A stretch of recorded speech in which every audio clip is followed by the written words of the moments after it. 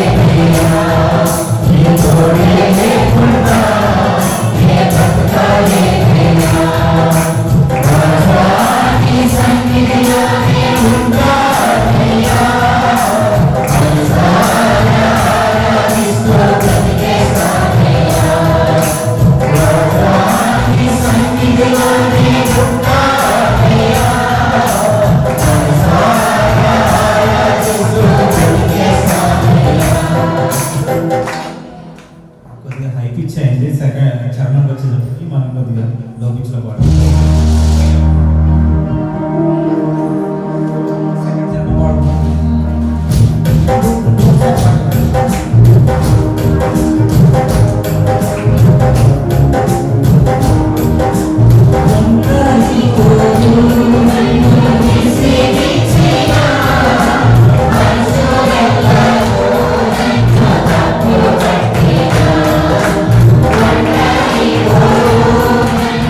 Thank you.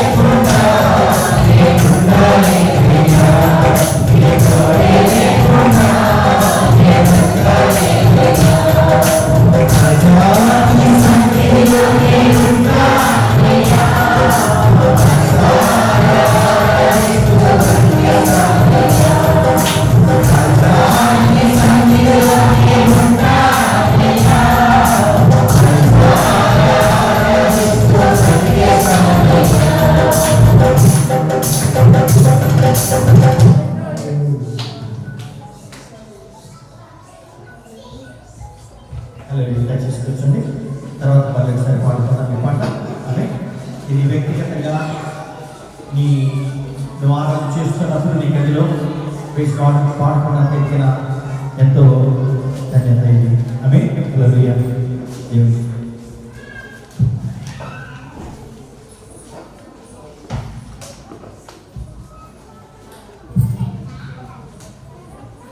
హల్లెలూయా. దేవునికి స్తోత్రం. Hallelujah. Praise God. దేవుని యొక్క అద్భుతమైన కృపను బట్టి దేవుడు మరోసారి దేవుడు మనందరూ కూడా ఆయన సన్నిధికి నడిపించినందుకు దేవునికి స్తోత్రం కలుగునుగాక. ఆమేన్. ఇప్పుడు వచ్చి మీ అందరికీ నేను ప్రభువైన యేసుక్రీస్తు వందనాలు చెల్లిస్తున్నాను. ఆమేన్. హల్లెలూయా.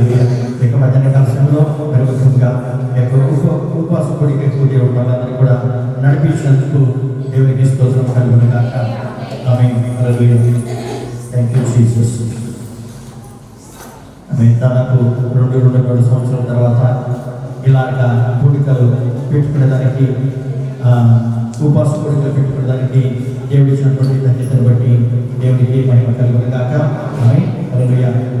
Praise God. ఇలాంటి కూటాలలో మనం వస్తున్నప్పుడు దేవుడి సన్నిధిలో ఉపవాసం ఉండి కనిపెడుతూ వచ్చినప్పుడు ఆయన శక్తిని మనం పొందుకున్న వారమై ఏదో మనము ఉపవాసం చేసుకున్నాంలే అని చెప్పేసినంతగా కాకుండా ఇది మన అందరికీ ఆశీర్వాదకరంగా ఉండాలి అని చెప్పేసి మనం కోరుకోవాలి.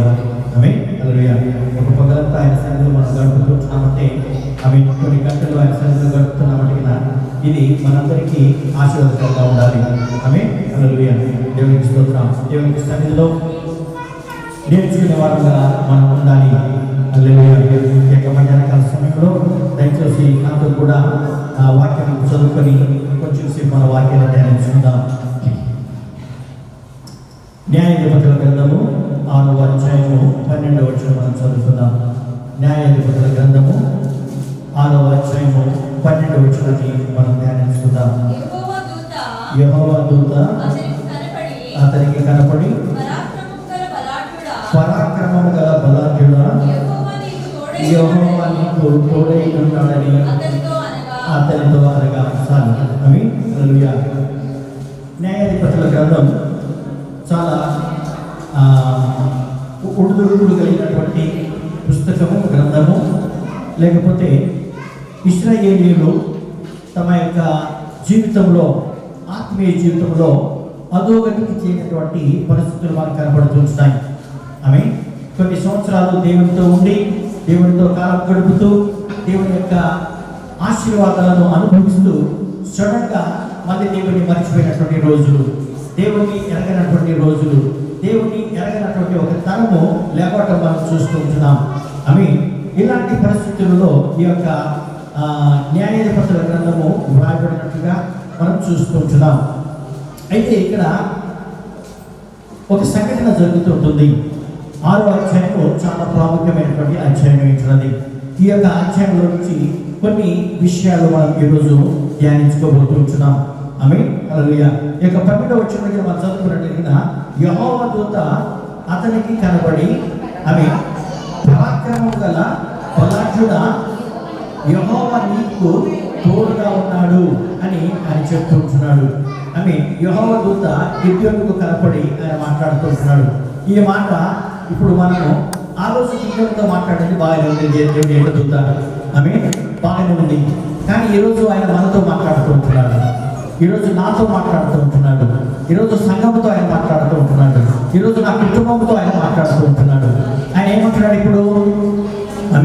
ఇప్పుడు మనం ఏం చేద్దామంటే ఇక్కడ మన పేరు పెట్టి చదువుకుందాం. సరేనా? చాలాసార్లు మనము ప్రార్థన చేస్తున్నప్పుడు లేకపోతే మనం మాట్లాడుతున్నప్పుడు మనము మేము అని అంటాము. అట్లా కాకుండా వ్యక్తిగతంగా మనము వాక్యాన్ని అన్వయించుకోవాలి. వ్యక్తిగతంగా మన జీవితంలో దానిని ఇప్పుడు మనము వాగ్దానం గురించి ధ్యానించుకున్నాం కదండి. వాగ్దానం గురించి ఏం నేర్చుకున్నాము? సమస్తము కూడా సమకూడి మేలుకై ఎవరికి జరుగుతుంది? దేవుని ప్రేమిస్తున్న నాకు జరుగుతుంది అనుకోవాలి. అప్పుడే నీ జీవితంలో నెరవేరుతుంది. మాకు అనుకుంటే గొప్పలు వెళ్ళిపోతున్నాము. అట్లా కాదు, నాకు జరుగుతుంది, నాకు జరగాలి అని ఎప్పుడైతే మనకు దేవుని యొక్క వాక్యాన్ని మనం అనుభవించుకుంటామో అప్పుడు మనకు జరుగుతుంటుంది. ఏ విషయమైనా కానీ దేవుడు ప్రార్థన చేసేటప్పుడు కూడా మమ్మల్ని క్షమించు అని అంటాము, నన్ను క్షమించని అన్నాము. అని మేము పాపం చేశాము, మేము దోషులమైతున్నాము, మమ్మల్ని క్షమించని అంటాము. కానీ ప్లీజ్ ఓకే, ఆ ప్రార్థనలు బాగానే ఉంటాయి. కానీ ఎప్పుడైతే నన్ను క్షమించమని అంటామో మమ్మల్ని ఎవరు క్షమించాలని? ఎదురు కూర్చున్న వాళ్ళందరూ కూడా పశ్చాత్తాపం లేకపోవచ్చునేమో, పశ్చాత్తాపం వారికి కలగకపోవచ్చునేమో. అలాంటప్పుడు దేవుడు క్షమించబడి ఏం క్షమిస్తాడు కదా? కనుక మనం ఏం ప్రార్థన చేయాలంటే కదా, ప్రార్థన చేసినా కానీ, దేవుని ఆరాధించినా కానీ, దేవుని యొక్క వాగ్దానాల రూపంలో మనం అనుభవించుకోవాలనుకున్నా కానీ మనం ఏం చేయాలి? వ్యక్తిగతంగా నాకు జరగాలి అని చెప్పేసి మనం తీసుకోవాలి. హల్లెలూయా. ఇప్పుడు గిద్యోనుతో అంటున్నాడు కొన్ని వేల సంవత్సరాల కిందట, ఈరోజు ఆయన మనతో అంటున్నాడు. ఏమంటున్నాడు మనతోటి అంటే కదా, ఇప్పుడు మనం ఎలా చదువుకోవాలంటే కదా, బల పరాక్రమము కలిగిన బలాఢ్యుడా అని గిద్యోను దగ్గర నీ పేరు పెట్టుకో. గిద్యోను దగ్గర నీ పేరు పెట్టుకొని యెహోవా నీకు తోడై ఉన్నాడు, హల్లెలూయా, యెహోవా నాకు తోడై ఉన్నాడు అని చెప్పుకోవాలి మనం. Please God. ఎలా చదవాలి ఇప్పుడు? బల పరాక్రమము కలిగినటువంటి బలాఢ్యుడా విజయ్ కుమార్ యెహోవా నాకు తోడై ఉన్నాడు, హల్లెలూయా. ఎప్పుడైతే ఆ రోజు గిద్యోనుతో మాట్లాడి గిద్యోను లేపితే ఉన్నాడు దేవుడు. ఈరోజు మన జీవితంలో కూడా మనలో ఉద్యోగం చేయాలని నేను కోరుతూ ఉంటున్నాడు. కోవిడ్ వలన అందరం కూడా సఫపడిపోయించున్నాం. సరిగ్గా ప్రార్థన లేదు, క్రమశిక్షణ లేదు, ఆత్మీయతలో దిగజారిపోయించున్నాం. చాలా వరకు చాలా పడిపోయించున్నాం. అలాంటి స్థితిలో నుంచి ఇప్పుడు మనం బయటికి రావాలి. అలాంటి స్థితిలో నుంచి మనము ఉజ్జీవింపబడాలి. గిద్యోను జీవితంలో ఆ విధంగా జరిగింది. దేవుడు ఆ గిద్యోనుని గొప్ప కార్యంలో ఆయన చేసుకుని ఆయన జీవితంలో జరిగించి ఆయన వాడుకొని ఉంటున్నాడు. ఈరోజు ఎవరో చేయాలని కాదు, ఎవరో చేస్తారని కాదు, కానీ వాళ్ళందరినీ కూడా దేవుడు వాడుకోవాలి. నా ద్వారా దేవుడు కార్యం జరిగించాలి, నా ద్వారా ఉద్యోగం రావాలి అని చెప్పేసి మనం కోరుకోవాలి. ఉద్యోగం మీద రావాలి అని అనుకుంటే సంఘాల ద్వారా రాదది, సమాజాల ద్వారా రాదది. ఒక్కడి ద్వారా వస్తుంటుంది.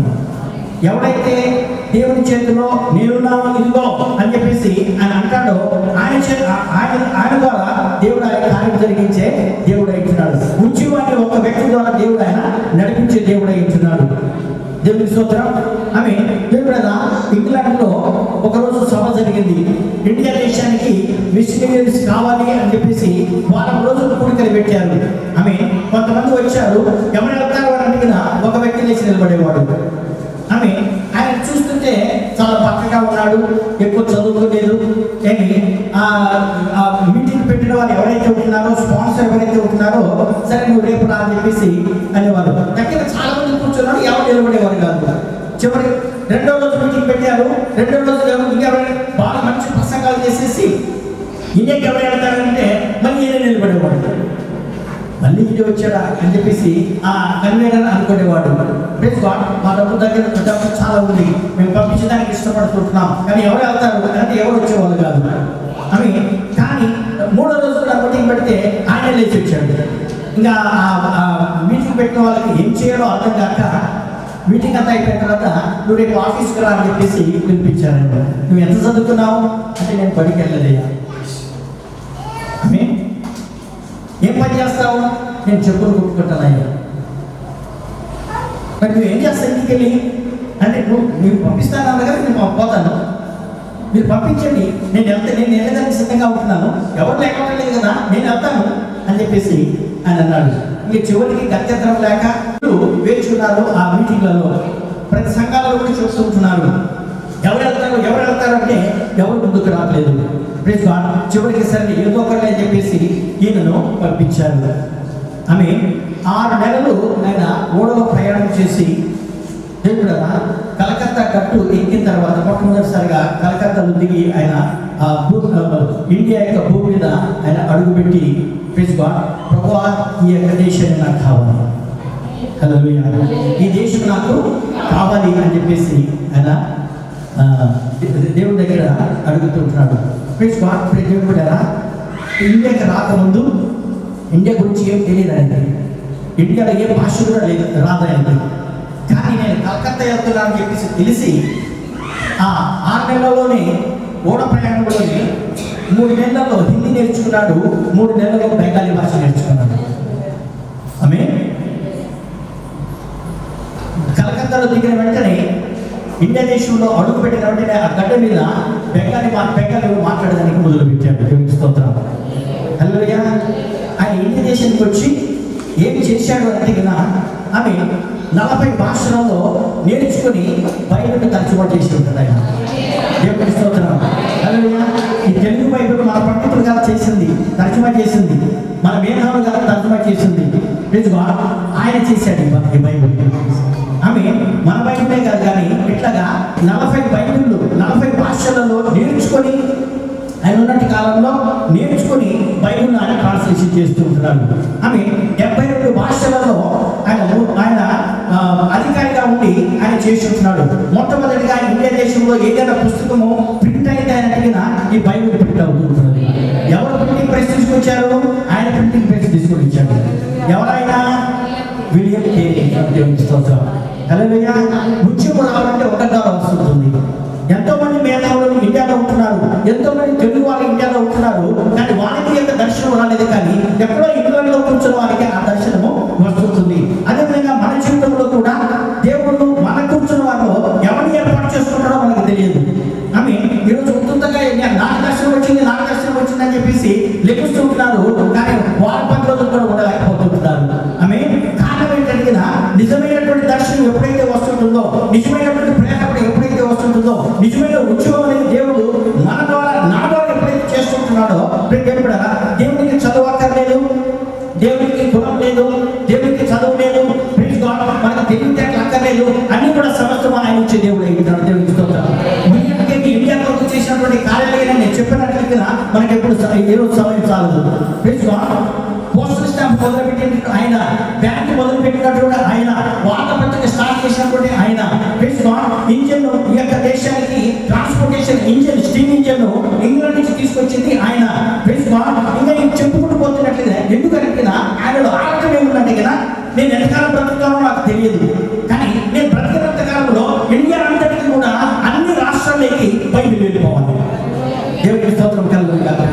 ఆమె ఆ విధంగా తన ఆలోచన పెట్టుకొని ఆయన ఉంటున్నాడు. కారు చీకటిలో కాంతి రేఖ ఒక సినిమా ఉంది, ఎక్కడైనా దొరికితే మీరు చూడండి. ఆయన చరిత్ర అయినటువంటి కారు చీకటిలో కాంతి రేఖ. ఆయన గురించినటువంటి చరిత్ర దాంట్లో ఉంది. కొంతవరకు వాళ్ళు తీయగలుగుతున్నారు, కానీ ఆయన జీవిత చరిత్ర నేను చదువుకున్నట్టయితే చాలా అద్భుతంగా మనకు తెలుస్తుంటుంది. ఒక్కడి కావాలి దేవుడికి. సంఘంగా దానికి కావాల్సింది, కుటుంబంగా దానికి కావాల్సింది ఒక్క వ్యక్తి ఎవరైతే సమర్పించుకుంటారో ఆ యొక్క వ్యక్తి కావాలి. ఇక్కడ మనం చూసినట్లయితే ఆ రోజులలో దేవుడైనా ఇశ్రాయేలు ప్రజలలో న్యాయపతుల కాలంలో ఎంతో మంది ఉన్నారు భక్తులు, కానీ దేవుడు అందరి కొరకు ఎదురు చూడడం లేదు. ఎవరు నా కొరకు పని చేస్తారా, ఎవరు నా చేతుల్లో నాకు అందుబాటులో ఉంటారా అని వారి కొరకు ఆయన చూస్తూ ఉంటున్నారు. ఈరోజు మనకి ఆయనకు అందుబాటులో ఉన్నామని అడిగినా, ఆ రోజు విద్యను ఏ విధంగా అయితే వాడుకున్నాడో ఈరోజు మన జీవితంలో కూడా మనల్ని వాడుకోవాలని ఆయన కోరుకుంటున్నాడు. చాలా వరకు మన జీవితంలో ఏంటడిగినా ఆశీర్వాదాలు కావాలి కావాలి కావాలి కావాలి అని చెప్పేసి కోరుకుంటాము, మంచిదే. కానీ ఆశీర్వాదం తీసుకుని ఏం చేస్తున్నాము? మనం ఏం చేస్తున్నాము? రక్షణ పొందుకున్నాం, మనం చాలా బాగానే ఉంది, దేవుడికి స్తోత్రం. కానీ రక్షణ అనుభవం తీసుకుని నువ్వేం చేస్తున్నావు? ఎవరికైనా పంచుకున్నావా? నువ్వు ఎవరికైనా సాక్షులుగా ఉన్నావా? నువ్వు నీ ద్వారా ఎవరైనా రక్షణ పొందేలా? నువ్వు రక్షణ పొందడానికి ఎంతమంది ఉపవాసం ఉన్నారో, ఎంతమంది ప్రార్థన చేశారో, ఎంతమంది నీ కొరకు కనిపెట్టారో, ఎంతమంది నీ కొరకు ఖర్చు పెట్టారో, ఈరోజు నువ్వు రక్షణ పొందుకొని ఉంటున్నావు, దేవుడిని నమ్ముకొని ఉంటున్నావు, దేవుడికి స్తోత్రం కలుగుతుంది కాక. కానీ నీ ద్వారా ఎవరైనా రక్షణ పొందారా? ప్రభువును రక్షించుకున్నావు, ఏ ఉద్దేశంతో రక్షించుకున్నావు? నీ ప్రణాళిక, నీ ఉద్దేశం నా జీవితంలో ఏముంది అని ఎప్పుడైనా అడిగావా? నువ్వు నీ రక్షణ తీసుకుని నువ్వేం చేసుకుంటున్నావు? ఈరోజు గిద్యోను దగ్గరికి వచ్చేసి ఈ గిద్యోను పరిస్థితి ఎలా ఉంటుందంటే కదా, ఎలాంటి కాలంలో ఆయన జీవిస్తున్నాడు అంటే కదా, మీరు ఇంటికి వెళ్ళిన తర్వాత 6-7 అధ్యాయం మీరు చదువు మీకు తెలుస్తుంటుంది. 6-7 మనకేం చూసుకున్నట్టయితే కదా, చూడండి దేవుడి వాక్యంలో మనకేం చూసుకున్నట్టయితే 2వ వచనం చదవండి, 6వ అధ్యాయం తీసి పెట్టుకోండి మీ పుస్తకాలలో. ఇశ్రాయేలు మీద హెచ్చాయని కనుక వారు మిద్యానీయుల ఎదుట నిలవలేక కొండలో ఉన్న వాగులను గుహలను దుర్గములను తమకు సిద్ధపరచుకుని. ఆమేన్, హల్లెలూయా. ఎవరైతే నిలవలేకపోయారంట ఇశ్రాయేలీయులు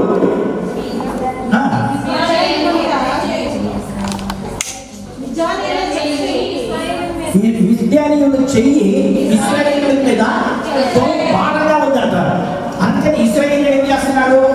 ఆమె ఏం చేస్తారంటే వాళ్ళు పారిపోతుంటున్నారు.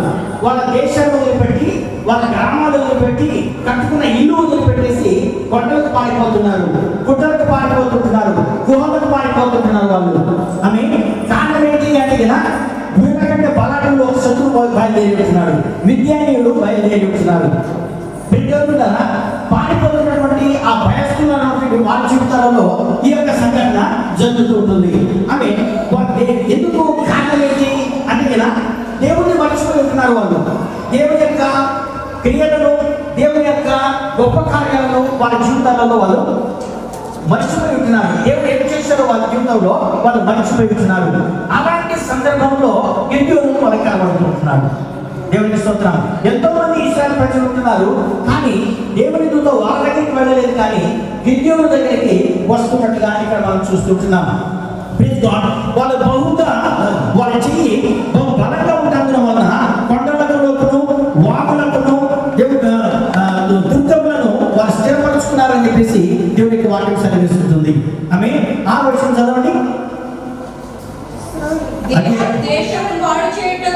దేశమును పాడు చేయుటకు ఆమేన్, హల్లెలూయా. చాలా ఒక నిమిషం. దొంగతనం చేస్తే ఏం చేస్తారు? మామూలుగా అంత ఇంత డబ్బు కానీ దాన్ని దోచుకొని వెళ్తారు, వాళ్ళు వాడుకుంటారు కదండి. కానీ వీళ్ళు ఏం చేస్తున్నారో తెలిసిన, వాళ్ళ కోసం రావట్లేదు, దోచుకునే దానికి రావడం లేదు, కానీ పాడు చేసేదానికి వస్తున్నారు. ఇలాంటి మనస్తత్వం ఎవరిది? ఇలాంటి స్వభావం ఎవరిది?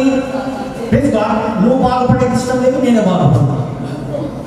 ఆమె చాలాసార్లు ఏం అంటారు కదా, అమ్మాయి ఇస్తుంది కదా తోడుకేస్తుంది లేదు, ఇలాంటి పద్ధతి ఇల్లది కదా. మేమే బాధపడకపోతే నువ్వే బాధపడతావు అన్నట్టుగా అవుతుంది.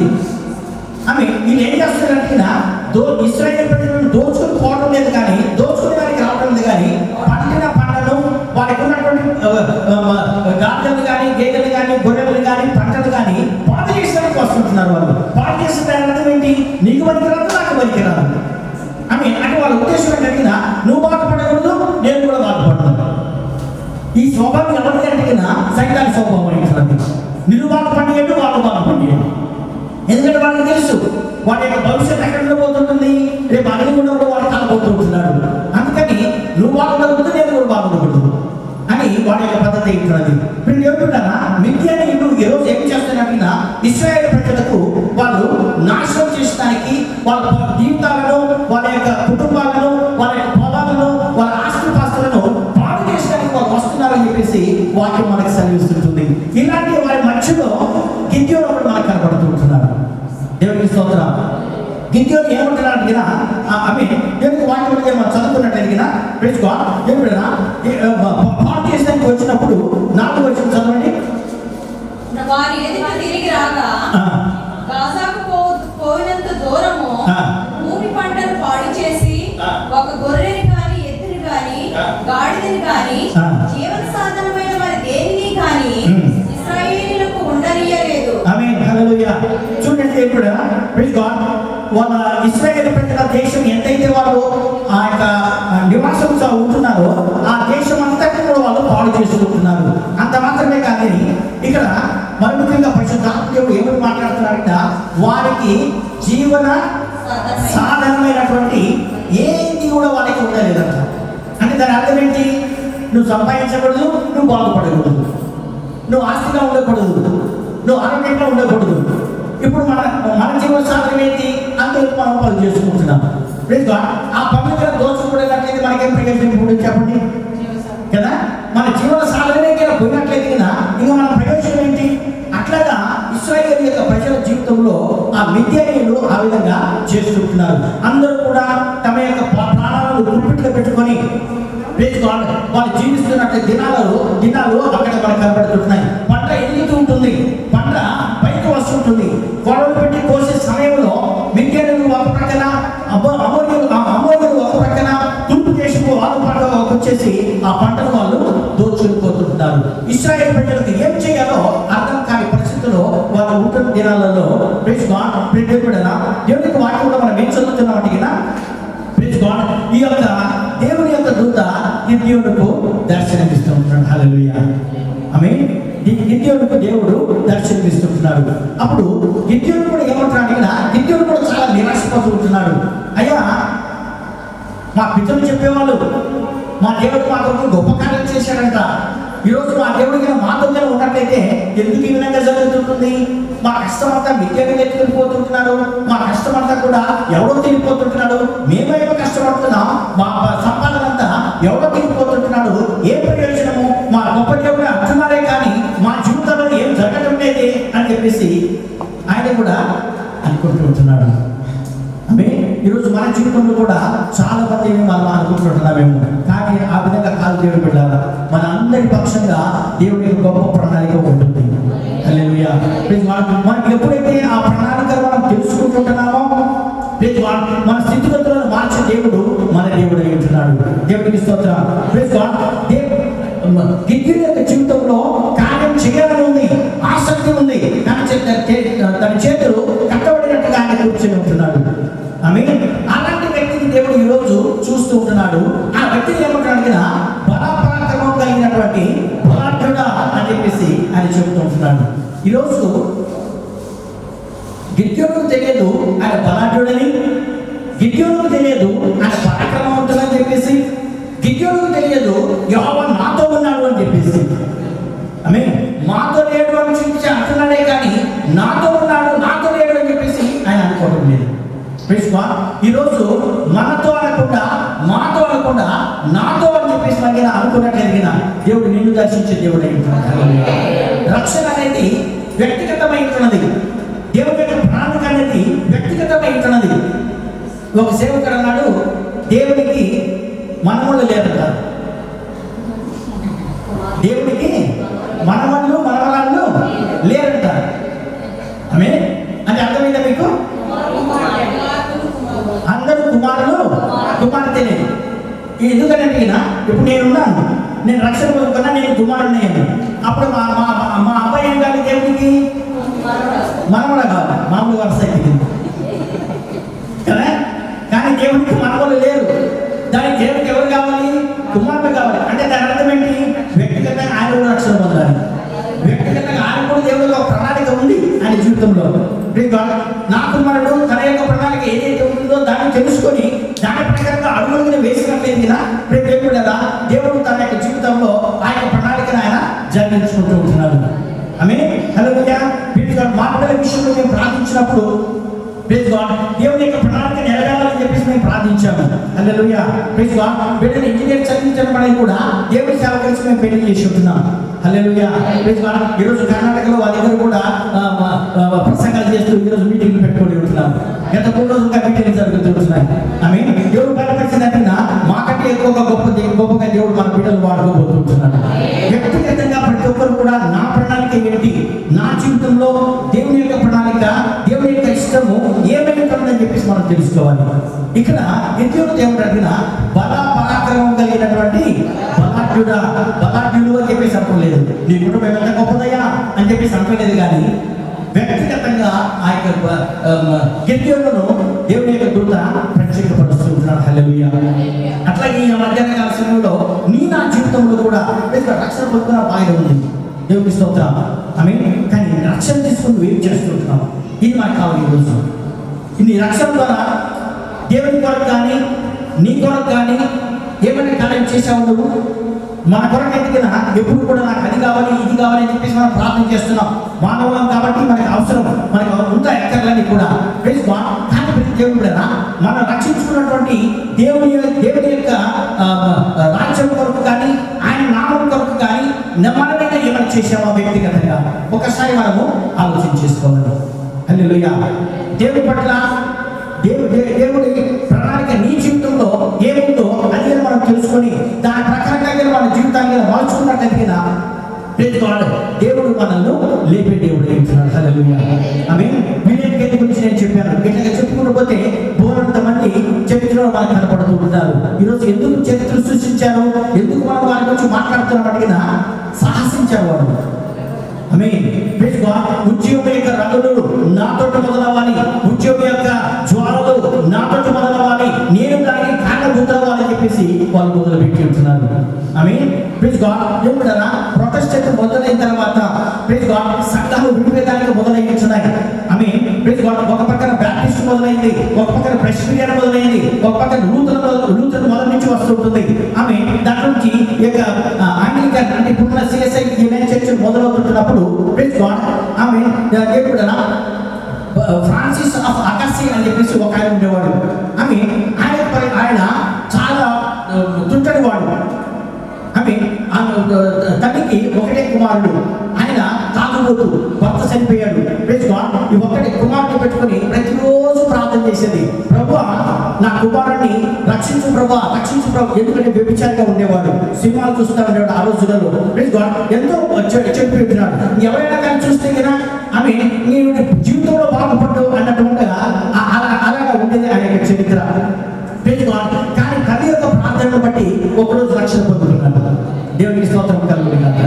రక్షణ పొందుకున్న వెంటనే 3వ రోజు దేవుని సన్నిధిలో 3 రోజులు ఉపవాసం ఉండి, ప్రభువా నన్ను రక్షించుకున్నావు బాగానే ఉంది, కానీ ఈ ప్రణాళిక ఏంటి నా జీవితంలో? ఎందుకు రక్షించుకున్నావు నన్ను? తాగుబోతును, తిరిగిపోతును నాకు చాలా మంది గర్ల్ ఫ్రెండ్స్ ఉన్నారు, వీళ్ళలో అయితే వాళ్ళ మధ్య నుంచి నన్ను ఏర్పాటు చేసుకున్నావు, ఎందుకు ఏర్పాటు చేసుకున్నావు అని చెప్పేసి 3 రోజులు ఉపవాసం ఉండి ప్రార్థన చేశానికి మొదలుపెట్టాడు. అప్పుడు అన్నాడు, నీ ద్వారా పెంతెకోస్తు మూమెంట్ నేను తీసుకుని రాబోతున్నాను. హల్లెలూయా. పెంతెకోస్తు యొక్క జ్వాలలు నీ ద్వారా మొదలవుతుంటున్నాయి ఫ్రాన్సిస్ అని చెప్పేసి ఆయన చెప్పాడు. అప్పుడు అన్నాడు, నన్ను నింపు, నీ అగ్నితో నన్ను నింపు, నువ్వు అగ్నితో నన్ను నింపితే నేను ఇద్దరు కూడా నింపగలుగుతున్నా, నువ్వు మన్నిస్తే కదా నేను ఇద్దరు మన్నించగలను అని చెప్పేసి ఆయన ప్రార్థన చేస్తున్నాడు. ఎప్పుడైతే పెంతెకోస్తు అగ్నితో ఆయన నింపబడుతుంటున్నాడో ఇంగ్లాండ్ దేశం అంతటి కూడా పెంతెకోస్తుతో నింపుతూ ఉంటున్నాడు. దేవుడి స్తోత్రం. ఆ జ్వాలలు అమెరికా కూడా వెళ్ళి ఉంటున్నాయి, ఆ జ్వాలలు ఇండియా కూడా వచ్చి ఉంటున్నాయి. దేవుడి స్తోత్రం కలుగుతుంది. పెంతెకోస్తు ఆయన ద్వారా పెంతెకోస్తు అనే అనుభవము, పెంతెకోస్తు యొక్క జ్వాలలు, పెంతెకోస్తు యొక్క ఉద్యోగం అనేది ఆయన ద్వారా మొదలవుతుంటుంది. ఒక వ్యక్తి కావాలి దేవునికి, ఆ వ్యక్తి నేను అనుకున్నట్లయితే నిన్ను నన్ను కూడా ఆయన వాడుకునే దేవుడు అయింటున్నాడు. ఈయన ఆ రక్షణ పొందుకున్న తర్వాత ఈ ఫ్రాన్సిస్ దగ్గరికి వాళ్ళ గర్ల్ ఫ్రెండ్ వచ్చింది, ఒక అమ్మాయి. ఫ్రాన్సిస్ అని చెప్పేసి అంటే ఆయన మామూలుగా వెళ్ళిపోతున్నాడు అంట. వెళ్ళిపోతుంటే దగ్గరికి వచ్చి భుజం తట్టి, ఏంటి బుద్ధి లేదా, నేను పిలుస్తున్నాను కదా, ఎందుకు మాట్లాడలేదు, పలకరించుకొని వెళ్ళిపోతాను, తెలియదు వెళ్ళిపోతున్నావు అని చెప్పేసి అన్నదంట. అప్పుడు వెనక్కి తిరిగి చూసి, నువ్వు ఎరిగిన ఫ్రాన్సిస్ ఈయన కాదు, నువ్వు ఎరిగిన ఫ్రాన్సిస్ దహించబడ్డాడు, ఆల్రెడీ వాడు కాలిపోయాడు. ఇప్పుడున్న ఫ్రాన్సిస్ నేను దేవుడి చేత రగిలించబడి ఉంటున్నాను. ఎంతమందిని అయితే గర్ల్ ఫ్రెండ్స్ ఆయన కలిగి ఉంటున్నాడో, ఎంతమంది ఏ క్లబ్లలో అయితే తిరిగి ఉంటున్నాడో, ఎక్కడెక్కడైతే సినిమాలకు కానీ ఆయన వెళ్ళి ఉంటున్నాడో, అదే స్థలాలకు వెళ్ళేసి దేవుడి యొక్క స్వార్థను పంచుకుని ఉంటున్నాడు. దేవుడి స్తోత్రం కలుగుతుంది కాక. ఆయన కాలంలో దేవుడి చరిత్ర ఏముంటుంది అడిగినా, ఆయన కాలంలో ఎంత ఉద్యోగం వచ్చిందని అడిగినా సినిమా హాల్లో మూతపడ్డాయంట, బార్లన్నీ కూడా మూతపడ్డాయంట. కారణం ఏంటంటే ఎవరో ఫ్రాన్సిస్ ఒక ఆకాశం వచ్చాడంట, అందరిని బోధిస్తుంటున్నాడు, అందరూ కూడా మానమర్చిపోతున్నారు, క్లబ్లకి ఎవరు రావడం లేదు, సినిమాలకి ఎవరు రావడం లేదు, మా పప్పులన్నీ కూడా మూతపడ్డాయని చెప్పేసి వాళ్ళు చెప్పుకుంటూ వచ్చారు. సంఘం ద్వారా జరగలే, ఇది ఒక కుటుంబం ద్వారా జరగల, ఒక్క వ్యక్తి ద్వారా జరిగింది. దేవుడి స్తోత్రం. హల్లెలూయా. అలాంటి వాడిని గిడ్యోను అయ్యున్నాడు. ఇశ్రాయేలు ప్రజలందరూ కూడా దేవుడు వాళ్ళకి తెలుసు వాళ్ళ దేవుడు ఎలాంటి వాడు, వాళ్ళకి తెలుసు వాళ్ళ రక్షణ దేవుడు ఏం చేయగలడు, వాళ్ళకి తెలుసు దేవుడు చరిత్ర వాళ్ళకి తెలుసు బాగానే ఉంది. కానీ మిద్యాలను చూసిన వాటిని ఏం చేస్తున్నారు, వీళ్ళు గొడవలకు పారిపోతూ ఉంటున్నారు, గుట్టలకు పారిపోతూ ఉంటున్నారు, గుహలపై దాక్కుంటూ ఉంటున్నారు. తమ సంపాదనంతా కూడా ఆ విద్యార్థి నుంచి దోచుకుపోతుంటే ఏమి చేయలేని స్థితిలో వాళ్ళు ఉంటూ ఉంటున్నారు. హల్లెలూయా. ఎప్పుడైతే దేవుని యొక్క దూత గిద్యోను దగ్గరికి వచ్చి మాట్లాడిందో అప్పుడు గిద్యోను ఏమంటున్నాడు తెలిసినా, ఒకవేళ దేవుడు మాతో ఉన్నట్లేదు కదా, ఎందుకు మాకు కష్టాలు వస్తాయి, నాతో ఉన్నాడు అని చెప్పేసి నాకు రుజువుగా తెలిసినట్లేదు కదా, దేవుడు నాతో ఉన్నాడు, దేవుడు నా ద్వారా కార్యం చేస్తాడు అని ఆ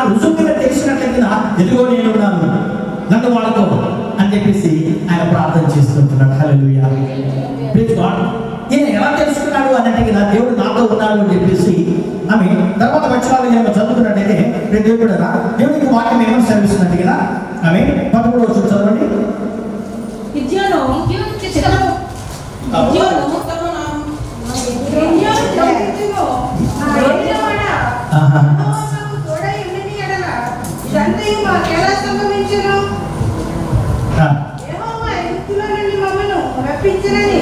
చెప్పుచు మా పితరులు మాకు వివరించిన ఆయన అద్భుత కార్యములన్నీ ఏమాయను.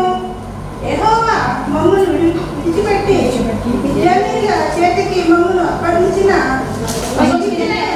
చెప్పాను. ఆమేన్ హల్లెలూయా ప్రైజ్ గాడ్. ఇక్కడ దేవుడితో వచ్చి మాట్లాడిన వెంటనే గిద్యోను ఏమంటాడు కదా, అయ్యా నువ్వు చెప్పేది బాగానే ఉంది, కానీ ఒకవేళ దేవుడు మాతో ఉండి ఆమె ఎందుకు ఇలా జరుగుతుంటుంది అని చెప్పేసి ఆయన చెబుతూ ఉంటున్నాడు. Praise God. ఆశ్చర్యకరమైన సంగతి ఏంటంటే కదా, ఆమె మా పితరులు చెప్తున్నారు బాగానే ఉంది, చదువుతున్నాము మేము బాగానే ఉంది, కానీ ఆమె తర్వాత వచ్చిన జరిగింది కదా దేవుడు నాతో ఉన్నాడా అని ఛాలెంజ్ వేస్తున్నాడు.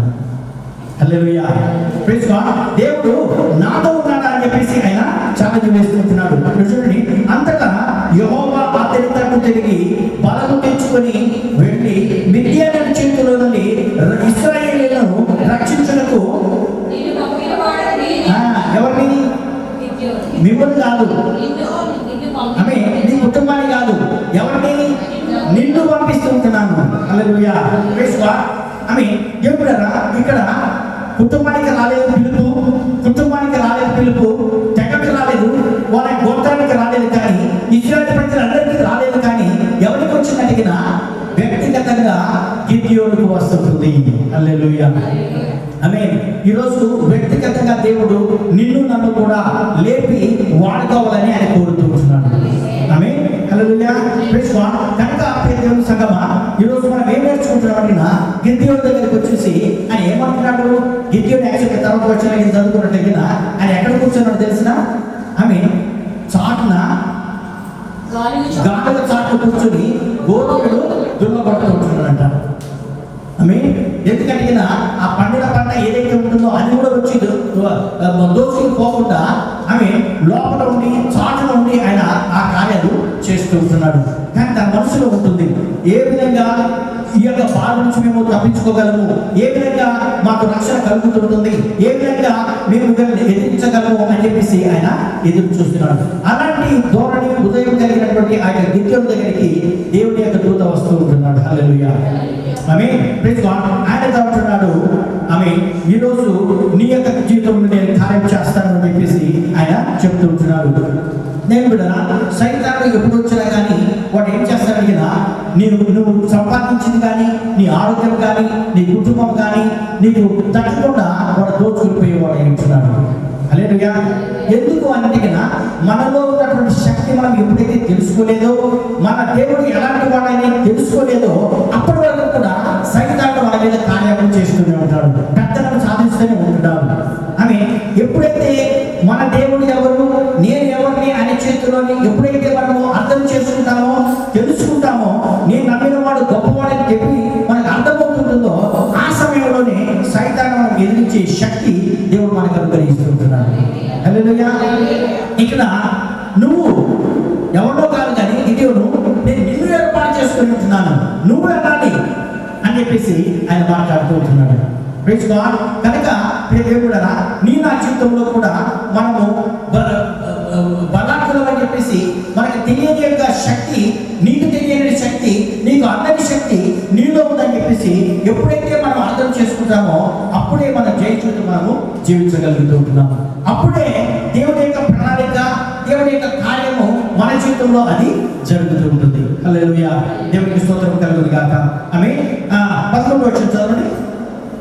యెహోవా దూత వచ్చి అబీయజీయుడైన యోవాషునకు కలిగిన వాక్రాలోని మస్తకి వృక్షం క్రింద కూర్చుండెను.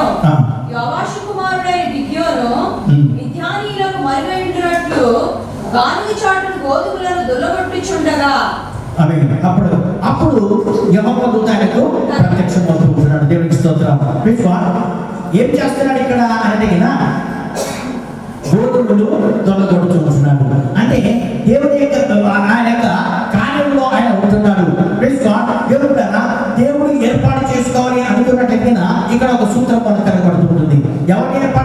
చేసుకుంటున్నారు? చేసుకుంటాడు ఆయన. సోమరులను ఆయన పిలిచే దేవుడు కాదు, బద్ధకస్తులను ఆయన పిలిచే దేవుడు కాదు. ఆమె ఈ యొక్క పారిపడే వాళ్ళని ఆయన పిలిచే దేవుడు కాదు, పిలిపితనం కలిగిన వాళ్ళని ఆయన పిలిచే దేవుడు కాదు. ఆమె ఇక్కడ గిద్యోనులో ఏం చేస్తున్నాడు? మీద గోధుమలు దొల్లగొడుతూ ఉంటున్నాడు. ఎక్కడ? గాడుల చాటులో ఆయన దొల్ల కొడుతున్నాడు. అని ఎక్కడికో పారిపడేదు, ఉన్న స్థలంలోనే ఉంటున్నాడు, ఆ తన ఊరిలోనే ఉంటున్నాడు, తన వీధిలోనే ఉంటున్నాడు, తన ఇంటి దగ్గరే ఉంటున్నాడు, తన పొలంలోనే గోధుమలు దొల్లగొడుతూ ఉంటున్నాడు. ఆమె రెండో విషయంలో మేము చూస్తున్నాము, వాళ్ళ బారిన పడలేక ఇశ్రాయేలు ప్రజలందరూ కూడా పారిపోతుంటున్నారంట. కానీ గిద్యోను ఎక్కడ ఉంటున్నాడు? తన ఇంటి దగ్గరే ఉంటున్నాడు. హల్లెలూయా. ఎప్పుడైతే ఇలాంటి ధైర్యం కలిగి ఆయన తన సొంత పని అక్కడే చేసుకుంటున్నాడో అలాంటి వ్యక్తి నాకు పనికి వస్తాడు అని చెప్పేసి ఆయన దేవుడు ఏర్పాటు చేసుకుంటున్నాడు.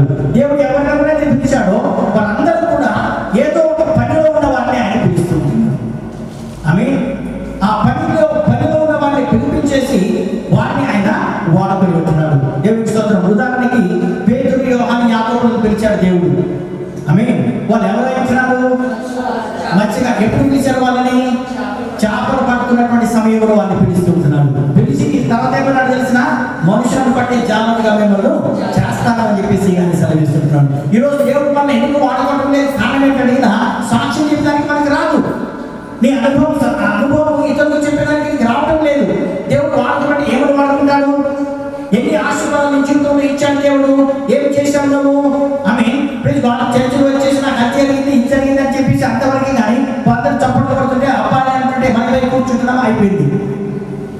ఆమె కానీ రక్షణ సాక్ష్యం ద్వారా ఎవరినైనా కానీ చెప్పి దేవుడి యొక్క ప్రేమను వారికి బయలుపరుచుకుంటున్నావా?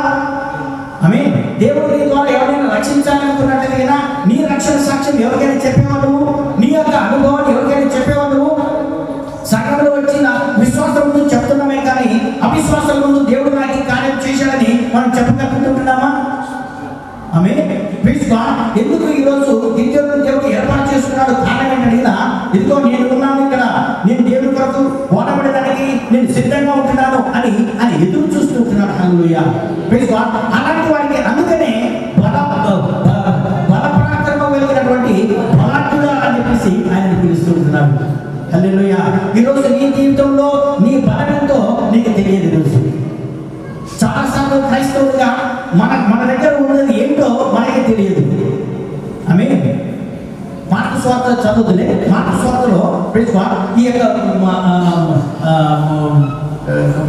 ఏమంటుంది ఆ అద్భుత క్రియ అన్ని సువార్తలు రాశారు. కానీ మార్కు ఒక 5,000 మందికి ఆహారం పెట్టడం, యేసు ప్రభువు ఆహారం పెట్టడం అన్ని సువార్తలు రాశారు, అందరూ రాశారు. ఆమె అన్ని పక్క పక్కన పెట్టి చదువుకున్నట్లయితే దాంట్లో సారాంశం మనకు బయటకు వస్తుంది. సరే, మార్పు ఏమంటాడు? యేసు ప్రభు అంటాడు వీళ్ళకి భోజనం పెట్టండి అని అంటాడు. ఇంకా శిష్యులందరూ కూడా రియాక్ట్ అవుతారు వెంటనే. ఆమె ప్రభు ఎంతమంది ఉన్నారు, ఎక్కడి నుంచి తీసుకోమంటావు? ఇంకొకటి అంటారు ఇంత లెక్క పెడుతున్నాడు. అట్లా జరుగుతూ ఉంటుంది. అప్పుడు యేసు ప్రభు ఏమంటాడు? ముందు మీ దగ్గర ఏముందో చూడండి. ముందు మీ దగ్గర ఏముంది చూడండి అంటే వాళ్ళకి అప్పటి వరకు తెలియదు వాళ్ళ దగ్గర ఏముంది అని చెప్పేసి. ఆమె యేసయ్యకి తెలుసు నీ దగ్గర ఏమైతే ఉంటుందో అది చనిపోతుంది, కానీ నీ దగ్గర ఏముంది అది నీకు తెలిసిన. ఆమె ఎలీషా దగ్గరికి శిలువీరాలు వచ్చింది. అయ్యా నా భర్త భాగ్యం చేసి ఆమె ఆయన చనిపోయాడు, చచ్చేవాడు చచ్చిపోకుండా ఈ భాగ్యం చేసి వాళ్ళందరూ నా మీద పడుతున్నారు, ఇప్పుడు నేనేం చేసింది అని చెప్పేసి అంటున్నప్పుడు ఎలీషా అమ్మ ఇది చెయ్యి అది చెయ్యి అని చెప్పేసి అనలేదు. లేకపోతే నా దగ్గర ఇన్ని కానుకలు వచ్చినాయి, ఇది తీసుకొని పోయి బంగారు చూసుకొని చెప్పేసి అనలా. ఆమె ఏమన్నాడు? నీ దగ్గర ఏముంది నీకు తెలుసా? ఈరోజు నీ దగ్గర ఏముందో? ఆమె అందరూ పర్సన్ తోడుకుంటారేమో కదా, లేకపోతే బ్యాంకులు ఖర్చుకుంటారేమో, లేకపోతే మా ఇంట్లో ఇది ఫలాలు ఉందని చెప్పేసి. నీ దగ్గర ఏముంది? ఆమె దాన్నే ఆయన వాడుకునే దేవుడు. హల్లెలూయా. నీ దగ్గర నీకు కనిపించేది కొంచెమే ఉండొచ్చునేమో, నీకు అది అసమర్థంగా ఉండొచ్చునేమో, నీ దృష్టికి అది ఎన్నిక లేనిదిగా ఉండొచ్చేమో, కానీ అదే దేవుడికి చేతుల మనం పెట్టినట్లయితే, అదే మన దేవుడికి సమర్పించుకున్నట్లయితే ప్రైజ్ గాడ్. దేవుడు చిన్నదాన్ని పెద్దగా చేసి దేవుడు ఏంటాడు, విస్తారంగా ఆశీర్వదించే దేవుడు ఆయన ఏంటున్నాడు. దేవుడికి స్తోత్రం. ఆమె ఆ స్త్రీ ఏం చేసింది, అమ్మ నీ దగ్గర ఏముందంటే ప్రైజ్ గాడ్. దేవుడు చాలా సార్లు దేవుడి సన్నిధికి వచ్చినప్పుడు యథార్థంగా ఉండాలి. ఆమె ప్రైజ్ గాడ్. మనం ఉదాహరణకి చూడండి, డాక్టర్ దగ్గరికి వెళ్తాం, అన్నీ కూడా సరిగ్గా చెప్తేనే సరైన ట్రీట్మెంట్ వస్తుంది. అవునంటారా కదా? ఒక రోగం పెట్టుకొని ఇంకొకటి వచ్చిందంటే ఏం డాక్టర్ ఏం తప్పు లేదు, నువ్వు చెప్పిన ప్రకారంగా ఎందుకంటే ఆయన చూడలేదు కదా. ఆమె నీ రోగం ప్రకారంగా నీకు ట్రీట్మెంట్ ఇస్తుంది. ఒక డాక్టర్ దగ్గరికి వెళ్ళేసి అది అది అది చెప్తే బాగుంటుందా అని చెప్పేసి లేనిపోయి కథలన్నీ కూడా చెప్పామనుకోండి, ఆమె ఏదేదో మందులు ఇస్తాడు కదా. అట్లాగే చాలాసార్లు మనం ఏం చేస్తున్నాము, ఆమె నిజాయితీగా ఉండము. ఏదైతే సాక్షి నిజాయితీ రావాలో అది మన దగ్గర నుంచి రాదు. మనం ఏం చేస్తాము, ఏదేదో కల్పించుకొని మనం చెప్పేదానికి ప్రయత్నం చేస్తూ ఉంటాం. ఆమె కానీ ఈ స్త్రీ ఏం చేసిందో తెలిసిన, అయ్యా నా దగ్గర ఏం లేదు, ఎవరైనా అడిగినా బుద్ధుని ఇంతేనా నీ దగ్గర ఉండేది, ఏమన్నా తెలిసిన కొంచెం నూనె కొంచెం పిండి అంతే, నేను నా దగ్గర ఏం లేదు ఏది. హల్లెలూయా. Praise God. యథార్థంగా చెప్పింది కాబట్టి ఆమె ప్రైజ్ గాడ్. దేవుడు కూడా దేవుని యొక్క దాసుడు ఏమి ఆమెకు ఎక్కువ తక్కువ చెప్పలేదు. సరే అమ్మా నీ దగ్గర అంతే ఉంది కదా, నో ప్రాబ్లం. ఆమె నీ దగ్గర ఉన్నటువంటి ఆ కొంచెం నువ్వు చూడదు, కానీ దాని వెనకాల ఉన్నటువంటి దేవుడిని నువ్వు చూడు, దాని వెనకాల జరిగే కార్యాన్ని నువ్వు చూడు అని చెప్పేసి ఆమె ఎంత సిన్సియర్గా ఆమె చేసింది. అడిగిన అమ్మ నువ్వు వెళ్ళేసి చుట్టుప్రక్కల ఉన్నటువంటి ఆ యొక్క ఇళ్లలో నుంచి ఒట్టి కుండలు తీసుకురా అని చెప్పేసి అడిగింది. తీసుకురామన్నాను. సరే అని వెళ్ళింది. ఉదాహరణ మనలో మాట అనుకుందాం, నేను సిస్టర్ పుష్ప దగ్గరికి వచ్చేసి అమ్మ నీ దగ్గర ఒట్టి కుండట్టు ఏమన్నా ఇవ్వమా అని అడుగుతాను.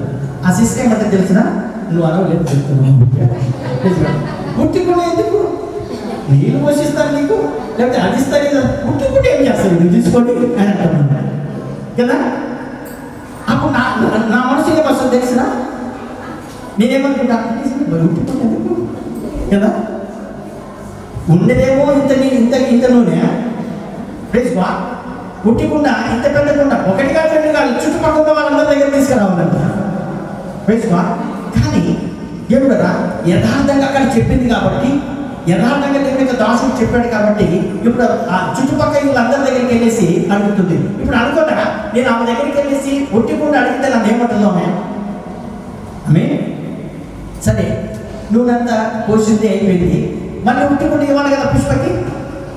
మనకు అక్కడ అలవాట్లేదు, చాలాసార్లు తీసుకుంటాం అంతే. మాసల మా బాబాయ్ మన తెలుగులో అలవాటు, ఏదైనా తీసుకుంటే మళ్ళీ తీసుకురా అడిగితే ఏమంటే తెలిసిన ఎంత మాత్రం ఇక్కడ ఉన్నాగా అని అంటున్నాను కదా. సరే అది వేరే సంగతి. ఆమె ఈ ఆవిడ నూనె పోస్తుంది, అమ్ముకున్నది, ఇక ఒట్టికుంటే ఇవ్వాలి కదా. మళ్ళీ నేను ఆ ఒట్టికుంట పుష్ప దగ్గరికి తీసుకెళ్తే అమ్మేమంటే తెలిసిన, ఏమైంది ఏం చేసావు నువ్వు, ఒట్టికుంట తీసుకెళ్ళావు కదా మళ్ళీ తీసుకొచ్చావు, ఏం జరిగింది ఒట్టికుంటలో అంటే అప్పుడు అమ్మేం చెప్పుకుంటుందో తెలిసిన, నా దేవుడు ప్రైజ్ గాడ్. నా దేవుడు దీంట్లో నూనెను పోసాడన్నమాట. నువ్వు నీళ్ళకు వాడుతున్నావు కానీ నా దేవుడు దాంట్లో నూనె పోసాడు. హల్లెలూయా. నా అప్పులు తీరినాయి దీని ద్వారా. ప్రైజ్ గాడ్ అని సాక్ష్యం చెప్పుకుంటుంది. ఆమె ఈ తీసుకున్న వాళ్ళందరూ కూడా తగ్గిన గుడ్డలు తీసుకున్న వాళ్ళందరూ కూడా వాళ్ళు ఏం చేసి ఉన్నారు, వాళ్ళు ఇద్దరు చెప్పాడు, అమ్మమ్మ ఆ చూడు విధవరాలంట ఆమె బాధ్యతలు ఉండగాని ఆమె దేవుడు వాళ్ళ దేవుడు ఎంత గొప్ప కార్యం చేశాడని చెప్పేసి ఆ ఊరంతా కూడా ప్రైజ్ గాడ్. హల్లెలూయా. ఆమె ప్రైజ్ గాడ్. కూడా దేవుడు ఒక్కరి ద్వారా కార్యం చేయాలని ఆయన ఆశపడుతున్నాడు. ఈ మధ్య నేను ఒక ప్రసంగం వింటా ఉన్నాను. దాంట్లో ఆయన దేవుడి సేవకుడు యేసన్న గారి గురించి చెప్తా ఉన్నాడు. Praise God. ఆయన బస్సులో ప్రయాణం చేస్తున్నాడంట. బస్సులో ప్రయాణం చేస్తుంటే మధ్యలో ఒక ఆయన వచ్చి యేసన్న పక్కన కూర్చున్నాడంట. ఇంకొంచెం దూరం పోయిన తర్వాత వాళ్ళు ఇద్దరు మాట్లాడుతుంటే ఈయన ఏదో కొనుక్కున్నాడు, కొన్ని ప్రార్థన చేస్తున్నాడు. తినకముందు బస్సులు తినకముందు ఇంకా యేసన్న గారు చూసి ప్రక్కన చూసి అన్నాడంట, ఏమన్నా నువ్వు క్రిస్టియనా అంటే అవునండి క్రిస్టియన్. ప్రభు నమ్ముకున్నావా అని అంటే అవునండి నమ్ముకున్నాను అంటే ఎలా నమ్ముకున్నావు అని చెప్పేసి అంటే నేను సువార్తని నమ్మలేదు, సువార్తను చూసి నమ్మాను. యేసన్న గారికి ప్రసంగాలు చేసేవాడు కదా, ఆయనకి ఆశ్చర్యం అనిపించింది. మేమందరం సువార్త చెప్తే అందరూ నమ్ముకునేవాళ్ళు, కానీ నువ్వు సువార్త చూసి నమ్ముతాను అంటున్నావు అని చెప్పేసి కొద్దిగా ఆసక్తిగా అడిగాడంట. ఏంటి సువార్త చూసి నమ్మావు నువ్వు అని అడిగాడంట. చూడటం అంటే ఏంటి అని అడిగినా, అయ్యా మాది చాలా చిన్న పల్లెటూరు, అయితే అక్కడికి ఒక టీచర్ వచ్చాడు. ఆమె ఇద్దరు భార్యాభర్తలు, ఇద్దరు పిల్లలు వాళ్ళు. ఆమె ఆయన తీరు కానీ వాళ్ళ పరిస్థితి కానీ 2 సంవత్సరాలలో మా ఊరినంతటిని మార్చేశారు. సువార్త చెప్పలేదు వాళ్ళు, సువార్తగా బ్రతికారు వాళ్ళు. మా గ్రామం అంతా కూడా మారిపోయింది. ఎలా మారింది అంటే కదా, వీళ్ళ పిల్లలు కానీ వీళ్ళు కానీ బాగా చాలా శుభ్రంగా ఉండేవారు, ప్రతిరోజు ప్రార్థన చేసుకుంటుండేవారు, నమ్మకంగా ఈయన బడి ఏదో ఆయన చెప్పుకుంటూ ఉండేవారు. దగ్గర వాళ్ళందరూ కూడా ప్రభుత్వ పాఠశాల కదండి, వచ్చే వస్తారో లేకపోతే లేదు, కానీ ఈయన మాత్రం అందరికంటే ముందు 10 నిమిషాల ముందు పోయి అన్నీ చూస్తుండేవాడు అంట. సర్పంచ్కి ఆలోచన వచ్చింది, ఎందుకు ఈయన ఇంత ఆసక్తిగా చేస్తున్నాడు, తక్కువ పట్టించుకోవట్లేదు మా పిల్లల విషయంలో, ఎందుకు ఈయన ఆసక్తి చేస్తున్నాడు, పిల్లలకి రాకపోతే ఇంటికి వెళ్ళేవాడు, ఎందుకు రాలేదు ఏమైంది నీకు అని చెప్పేసి. ఏదైనా ప్రాబ్లం చేసిన 5-10 రూపాయలు వాళ్ళకి ఇచ్చి రేపు రండి అని చెప్పేసి ఆయన చెప్తున్నాడు. ఎందుకు ఇంత ప్రేమ అని చెప్పేసి సర్పంచ్ వాళ్ళ ఇంటికి వచ్చాడంట. సర్పంచ్ వచ్చి అడిగే దాన్ని మొదలు పెడితే అప్పుడు ఆయన సువార్త చెప్పాడంట. సర్పంచ్ మారుమనసు పొందాడు. మొట్టమొదటి సర్పంచ్ని చూసి సర్పంచే మారుమనసు పొందితే మేము అందరం కూడా మారుమనసు పొందామని చెప్పి ఊరంతా మారుమనసు పొందాడంట. అట్లాగా చుట్టుప్రక్కల 4 గ్రామాలన్నీ కూడా మారుమనసు పొందాడు. దేవునికి స్తోత్రం. హల్లెలూయా. ఎందుకు చెప్తున్నాను అడిగిన, ఒక్క టీచర్ ఈరోజు మన జీవితంలో కూడా ఒక్కరు కావాలి. ఇంతమంది అవసరం లేదు ఆయనకి, ఇంతమంది ఆయనకి అవసరము లేదు. సమర్పించుకోగలిగిన వారు, మన దేవుడిని తెలుసుకోగలిగిన వారు, మనలో ఏదైతే శక్తి ఉంటుందో ఆ యొక్క శక్తి ఎరిగిన వారు ఒక్కరు కానీ చాలు అని చెప్పేసి దేవునికి వాక్యం సెలవిస్తుంటుంది. గిద్యోను దగ్గరికి వచ్చి బలాపరాక్రమ కలిగినటువంటి బలాఢ్యుడా అని చెప్పేసి అంటున్నప్పుడు ఆయన అంటాడు, నన్ను ఎదుర్కొంటున్నావా, ఇదిగో నేను వస్తాను. హల్లెలూయా. ఈరోజు మన అందరినీ కూడా ఏర్పాటు చేసుకోవాలని ఆయన కోరుకుంటున్నాడు. ప్రేమ దేవునికి స్తోత్రం. మనకి ఇంకా ముందుకు వెళ్ళినట్లయితే కదా ఆమె హల్లెలూయా ప్రైజ్ గాడ్, మన బలమెంతో మనము తెలుసుకుని ఉండాలని చెప్పేసి ఆయన కోరుకుంటున్నాడు. ఆమె హల్లెలూయా. దేవునికి స్తోత్రం. 23వ వచనం చదవండి. 23-24. భయపడకము, నీవు చావవని అతనితో సెలవిచ్చెను. అక్కడ గిద్యోను యెహోవా నామమున బలిపీఠము కట్టి దానికి యెహోవా సమాధానకర్తయను పేరు పెట్టెను. ఆమేన్. హల్లెలూయా. Praise God. దేవుడారా, ఇక్కడ ఏం జరిగింది అని అడిగినా, అంతకుముందు వచ్చిన చదువుకున్నట్టు అడిగినా, దేవుడు నన్ను ఏర్పాటు చేసుకుంటాడని సూచన ఏంటి, నేను ఎలా తెలుసుకోవాలి అని చెప్పేసి అంటున్నప్పుడు, నీకేం కావాలో అడుగు, అడుగుతున్నాడు. నీకేం కావాలో అడుగు అంటే గిద్యోను ఏమని అడిగినా, ఇదిగో నేను ఒక బలిపీఠం కట్టబోతుంటున్నాను, దాని మీద నేను ఒక బలి ఇస్తాను, దానిని నేను అంగీకరించినట్లయితే ఇదిగో నన్ను పిలుస్తున్నావు, నేనే ఆ వ్యక్తిని అని చెప్పేసి నాకు తెలుస్తుందని చెప్పేసి ఆయన చెబుతుంటున్నాడు. ఎప్పుడైతే బలిపీఠం మీద ఆయన బలి పెట్టినప్పుడు అగ్ని వచ్చి దహించిందో, ఆమేన్ హల్లెలూయా, ఈ కార్యం ఆయన జీవితంలో అది జరుగుతూ ఉంటుంది. దేవుడికి స్తోత్రం కలుగును గాక. ఆమేన్. Praise God. దేవుని యొక్క దూత ఏం చేశాడప్పుడు, ఆమేన్, ఆయన తన చేతిలో ఉన్నటువంటి కర్రను ఆ యొక్క బలిపీఠం మీద పెట్టినప్పుడు, బలి పశువు మీద పెట్టినప్పుడు అది అగ్ని దహించినట్టుగా మనం చూస్తున్నాం. ఆమేన్. 20వ వచనం చదవండి. 20-21. అతడు అలాగూ చేయగా యెహోవా దూత తన చేతనన్న కర్రను చాపి దాని కొనతో ఆ మాంసమును ఆ పొంగని భక్షములను ఉట్టినప్పుడు అగ్ని ఆ రాతిలో నుండి వెడలి ఆ మాంసమును పొంగని భక్షములను కాల్చివేసెను. హల్లెలూయా. దేవునికి స్తోత్రం. నా బలి దేవుడు అంగీకరించాడు, నా నైవేద్యాన్ని దేవుడు అంగీకరించాడు, కాబట్టి దేవుడు నా పక్షంగా కార్యం చేయబోతున్నాడని ఆయన తెలుసుకున్నాడు. దేవునికి స్తోత్రం. హల్లెలూయా. ఆ విధంగా గిద్యోను తన యొక్క జీవితంలో నూతన బలాన్ని ఆయన పొందినట్లుగా ఇక్కడ మనం చూస్తుంటున్నాము. దేవుడు గిద్యోను ఇచ్చినటువంటి బలి ఏదైతే ఉంటుందో దేవుడు ఆ బలిని ఆయన అంగీకరిస్తూ ఉంటున్నాడు. హల్లెలూయా. ఆమేన్. దేవుడు ఎప్పుడైతే అంగీకరించాడో దేవుడు నా పక్షంగా కార్యం చేస్తాడు అని చెప్పేసి గిద్యోను ఇప్పుడు నమ్ముతున్నాడు. ఆమేన్ హల్లెలూయా. అట్లాగే నీ నా జీవితంలో కూడా దేవుడు గొప్ప కార్యం చేయాలని చెప్పేసి ఆయన ఆశపడుతున్నాడు. ఆమేన్ హల్లెలూయా. 17వ వచనం చదవండి. నా ఎడల నీ కటాక్షము ఆ, ఆ, నాతో మాట్లాడుచున్నవాడు నీవే నేను తెలుసుకున్నట్లు ఒక సూచనకే కనపడుచును. ఆమేన్, హల్లెలూయా. దేవుని స్తోత్రం. చూడండి ఇక్కడ గిద్యోను, నన్ను పిలుస్తున్నావు, నేను వాడబడతాను, నన్ను వాడుకుంటావు, నా ప్రజలను రక్షించడానికి నేనే కారణము, నేనే సాధనము అని తెలుసుకునేదానికి ఎన్నిసార్లు దేవుడి దగ్గరికి వచ్చి అడుగుతున్నాడో ఇక్కడ మనకు అర్థమవుతుంటుంది. అంటే దాని అర్థం ఏంటి? ఇన్నిసార్లు దాన్ని అడుగుతున్నాడు కదా, ఆయన సిద్ధమవుతూ ఉంటున్నాడు దేవుడి పిలుపు కొరకు, దేవుడి చేత వాడబడడానికి ఆయన సిద్ధపడుతూ ఉంటున్నాడు. హల్లెలూయా. దేవుడి దూత వచ్చినప్పుడు అయ్యా నాకు పంటలు బాగా పండాలి, నా పొలం కాపాడబడాలి అని చెప్పేసి అడగల ఆయన. ఆమేన్ కదా, అడగలేదు ఆయన. ఏమడుగుతున్నాడు? నాకు ఒక సూచన చూపించు, ఆ వ్యక్తి నేనైనా నేను వచ్చేదానికి సిద్ధంగా ఉంటున్నాను. దేవునికి స్తోత్రం. కనుక దేవుడు నీ నా జీవితంలో కూడా దేవుడు అలాంటి సూచనలు మనకు చూపించాలని కోరుతుంటున్నాడు, అలాంటి బలములు మనకు ఇవ్వాలని చెప్పేసి ఆయన కోరుతుంటున్నాడు.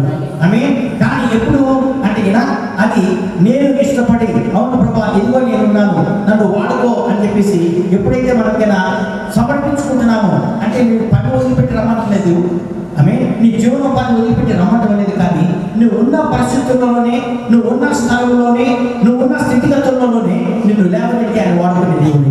దేవునికి స్తోత్రం. హల్లెలూయా. Praise God.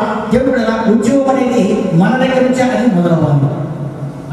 ఆ ఉద్యోగం లేకపోయినట్లయితే క్రైస్తవ జీవితంలో సారం అనేది లేదు. ఆ సారం కలిగిన వారిని మనం ఉండాలని చెప్పేసి దేవునికి వాక్యము మనకు సన్నిహిస్తుంది. ఎప్పుడైతే ఆయన బలి అంగీకరించబడిందో తనకు పౌరుషం వచ్చేస్తుంది, తనకు ఒక కాన్ఫిడెన్స్ వచ్చేస్తుంది, నమ్మకం అనేది వచ్చేస్తుంది. దేవుడు తప్పకుండా నన్ను వాడుకోబోతున్నాడు, నా ద్వారా నా ప్రజలకు నిరీక్షణ కలిగిపోతుంది అని చెప్పేసి ఆయన తెలుసుకుంటుంటున్నాడు. హల్లెలూయా.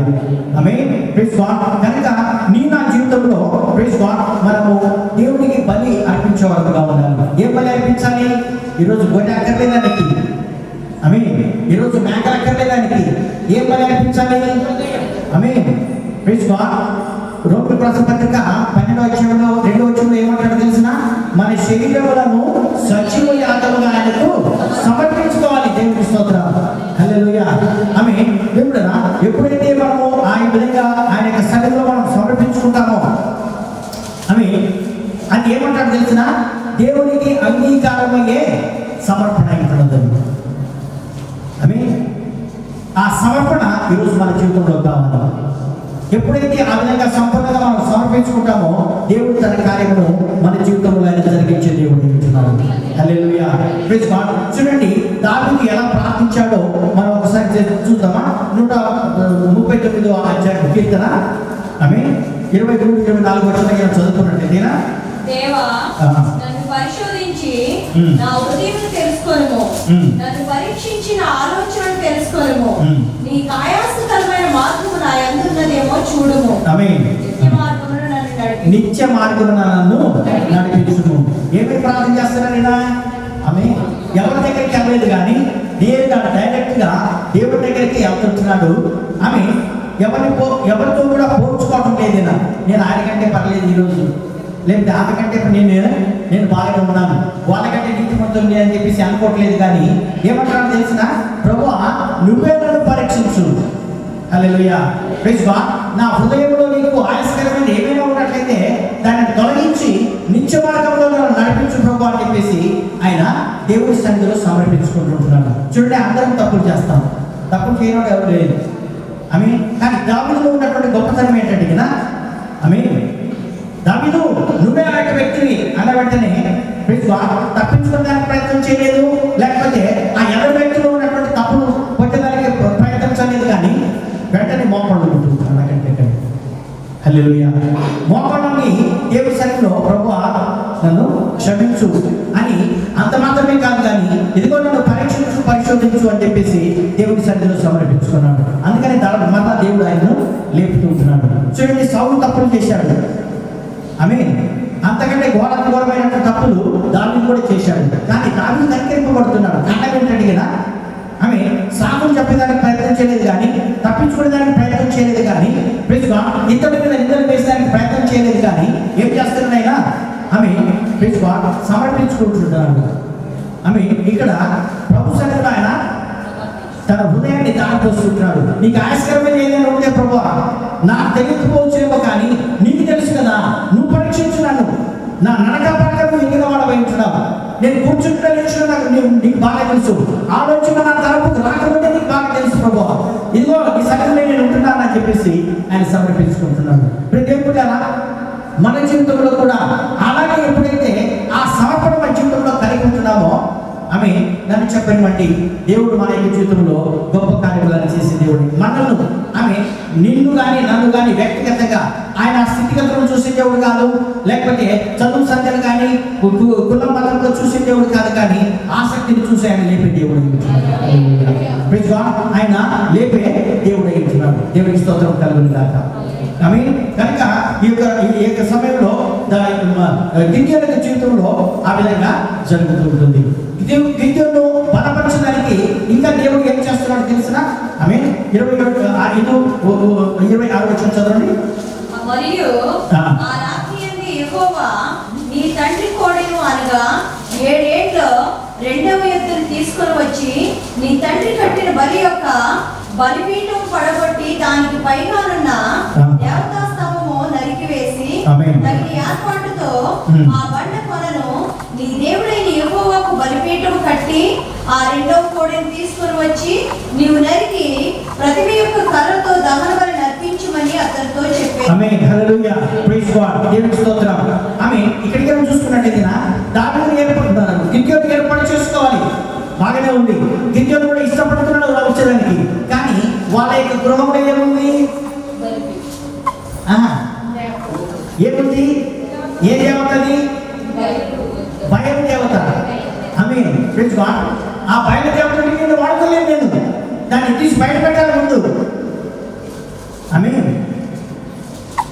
గిద్యోను అనుకుంటున్నామో ఇది నాకు కాదు, మా తండ్రి గారికి అని చెప్పేసి కదా,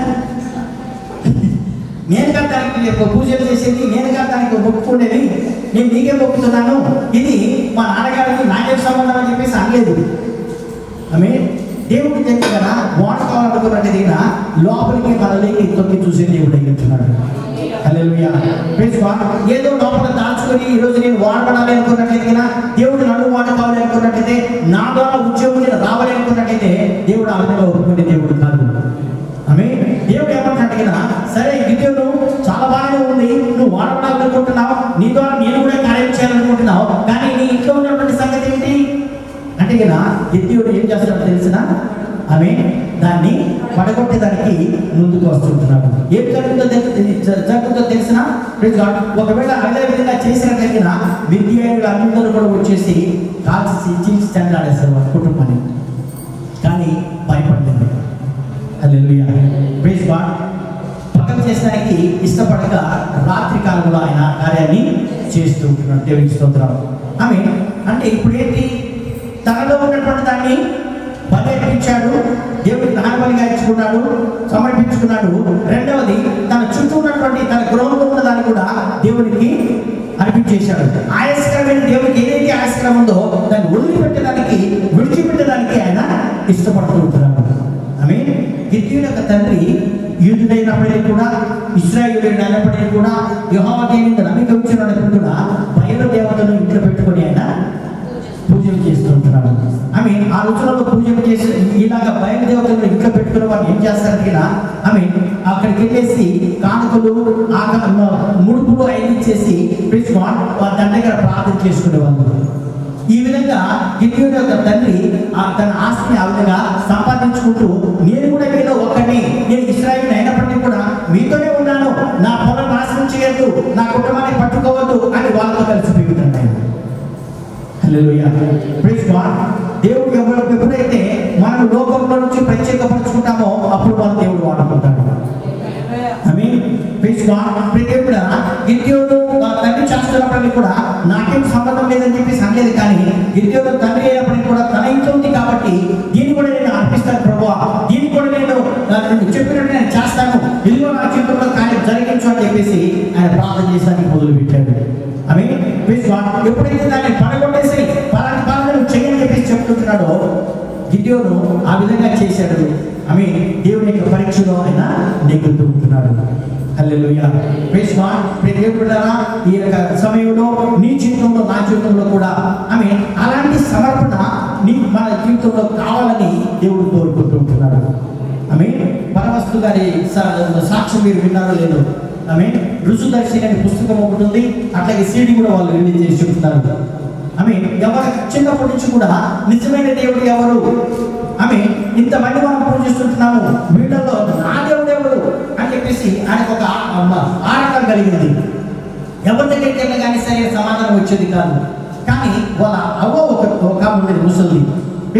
ఆమె అంటుండేది, బాబు నిజమైన దేవుడు ఒక ఆయన ఉన్నాడు, కానీ అది నీకు అవసరం లేదు, నీకు ఎందుకు కావాలి, పెద్దలు చెప్పిన మాట వినరాదా అని చెప్పేసి ఆ అవ్వగారు ఆయనకు చెప్తూ ఉండేది.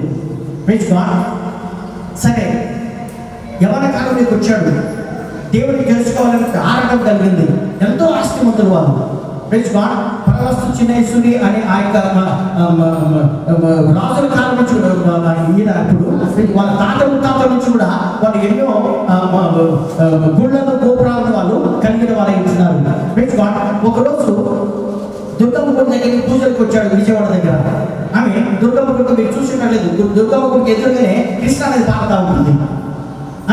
ఉదయాన్నే ఆయన 6 గంటలకు దేవుడు సూర్య నమస్కారం చేసుకోవాలని చెప్పేసి ఆయన కృష్ణానదిలోకి వెళ్ళాడు. కృష్ణానదిలో మునిగాడు. కొంతమంది 3 సార్లు మునుగుతారు, కొంతమంది 7 సార్లు మునుగుతూ ఉంటారు, సూర్యుడికి నమస్కారం చేసుకుంటూ ఉంటారు. ఇలా 2వ సారి మునిగి లేస్తున్నప్పుడు దూరం నుంచి ఒక శబ్దం వినపడుతుంది. ఆయనకి బైక్లో పాటలు పాడుతూ ఉంటున్నారు. 5 గాయములు నొందినవాడా నీకు వందనములు, కన్యకకు పుట్టినవాడా నీకు స్తోత్రములు అని ఒక పాట ఏర్పడుతుంటుంది. ఎప్పుడైతే నీళ్ళ నుంచి బయటకు వచ్చాడో సడన్ గా ఆయన మాటలు ఆయన చెవులో పడుతూ ఉంటున్నాయి. 5 గాయములు నొందినవాడు, కన్యక చుతుడు ఎవరైనా ఏదుకోసమే కదా నేను ఎదురు చూస్తుంది, ఏదుకోసమే కదా మా గ్రంథాలలో చెప్పింది, ఎవరైనా అని చెప్పేసి ఆ తడి బట్టలతోటే ఆ శబ్దం ఎక్కడి నుంచి వస్తుందో అక్కడికి వెళ్ళాడు. ఎక్కడితే ఒక 5-6 మంది ఒక పాస్టర్ గారు, ఒక కొంతమంది స్త్రీలు అక్కడ ఉండి ఉదయాన్నే ప్రార్థన చేస్తూ ఉంటున్నారు. ఆ పాస్టర్ గారు చూసి, ఈ తడిబట్టలోడు ఈ సాధు అది మా ఇంటికి ఎందుకు వచ్చాడు, పిల్లక ఉండడానికి ఎందుకు వచ్చాడు అంటే, అయ్యా మీరు ఈ పాట పాడుతున్నారు కదా, 5 గాయకులు ఉండిన వాడు ఎవరైతే ఉంటున్నారని, ఈయన ఎవరో నాకు కావాలి అని అంటే చెప్పేదానికి ప్రయత్నం చేశారు.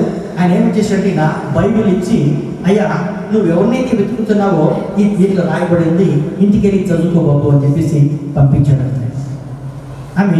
కొన్ని రోజులు పోయిన తర్వాత ఈ ముసలమ్మ కంట్లో పడింది బైబిల్. అప్పుడు ఆ ముసలమ్మ పిలిపించారంతా, ఈయన నిజమైన దేవుడు, పట్టుకోగలిగితే ఈయనని పట్టుకో, నీ చేతనైతే ఈయన పట్టుకో, నీ జీవితం ధన్యమవుతుంటుంది. నీ ద్వారా మన వంశంలో గొప్ప కార్యం దేవుడు చేయబోతుంటున్నాడు అని చెప్పేసి కొన్ని రోజులుగా ఆ ముసలి చనిపోయింది. ముసలి చెప్పిన మాటలు ఆయన మనసులో ఉండిపోయాయి. నేను చేయలేకపోయాను, నాకు ఆ దర్శనం ఉంది, ఆయన నిజమైన ఈ పుస్తకంలో ఉన్నటువంటి ఆయన నిజమైన దేవుడు, కానీ నేను చేయలేకపోయాను. ఒకవేళ నీకెత్తికినా ఆ ధైర్యం ఉంటే నువ్వు చెయ్యి అని చెప్పేసి అన్నది. ఎప్పుడైతే దొంగతనంగా బైబిల్ చదివేదానికి మొదలు పెట్టాడో దేవుని యొక్క దర్శనం కలిగిందో పిలక పోసేశాడు. హల్లెలూయా. బ్రాహ్మణులకి పిలక పోయేటంటే అది పెద్ద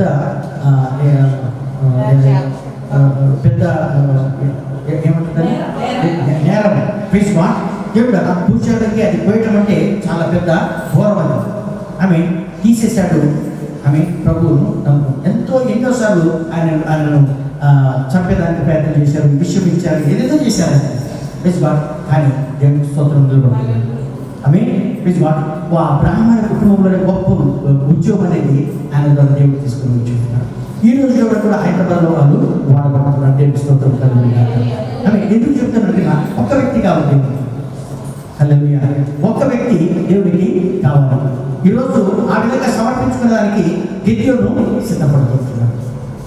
ఉన్న తీసేసాయి, నీలో ఉన్న తీసేసాయి.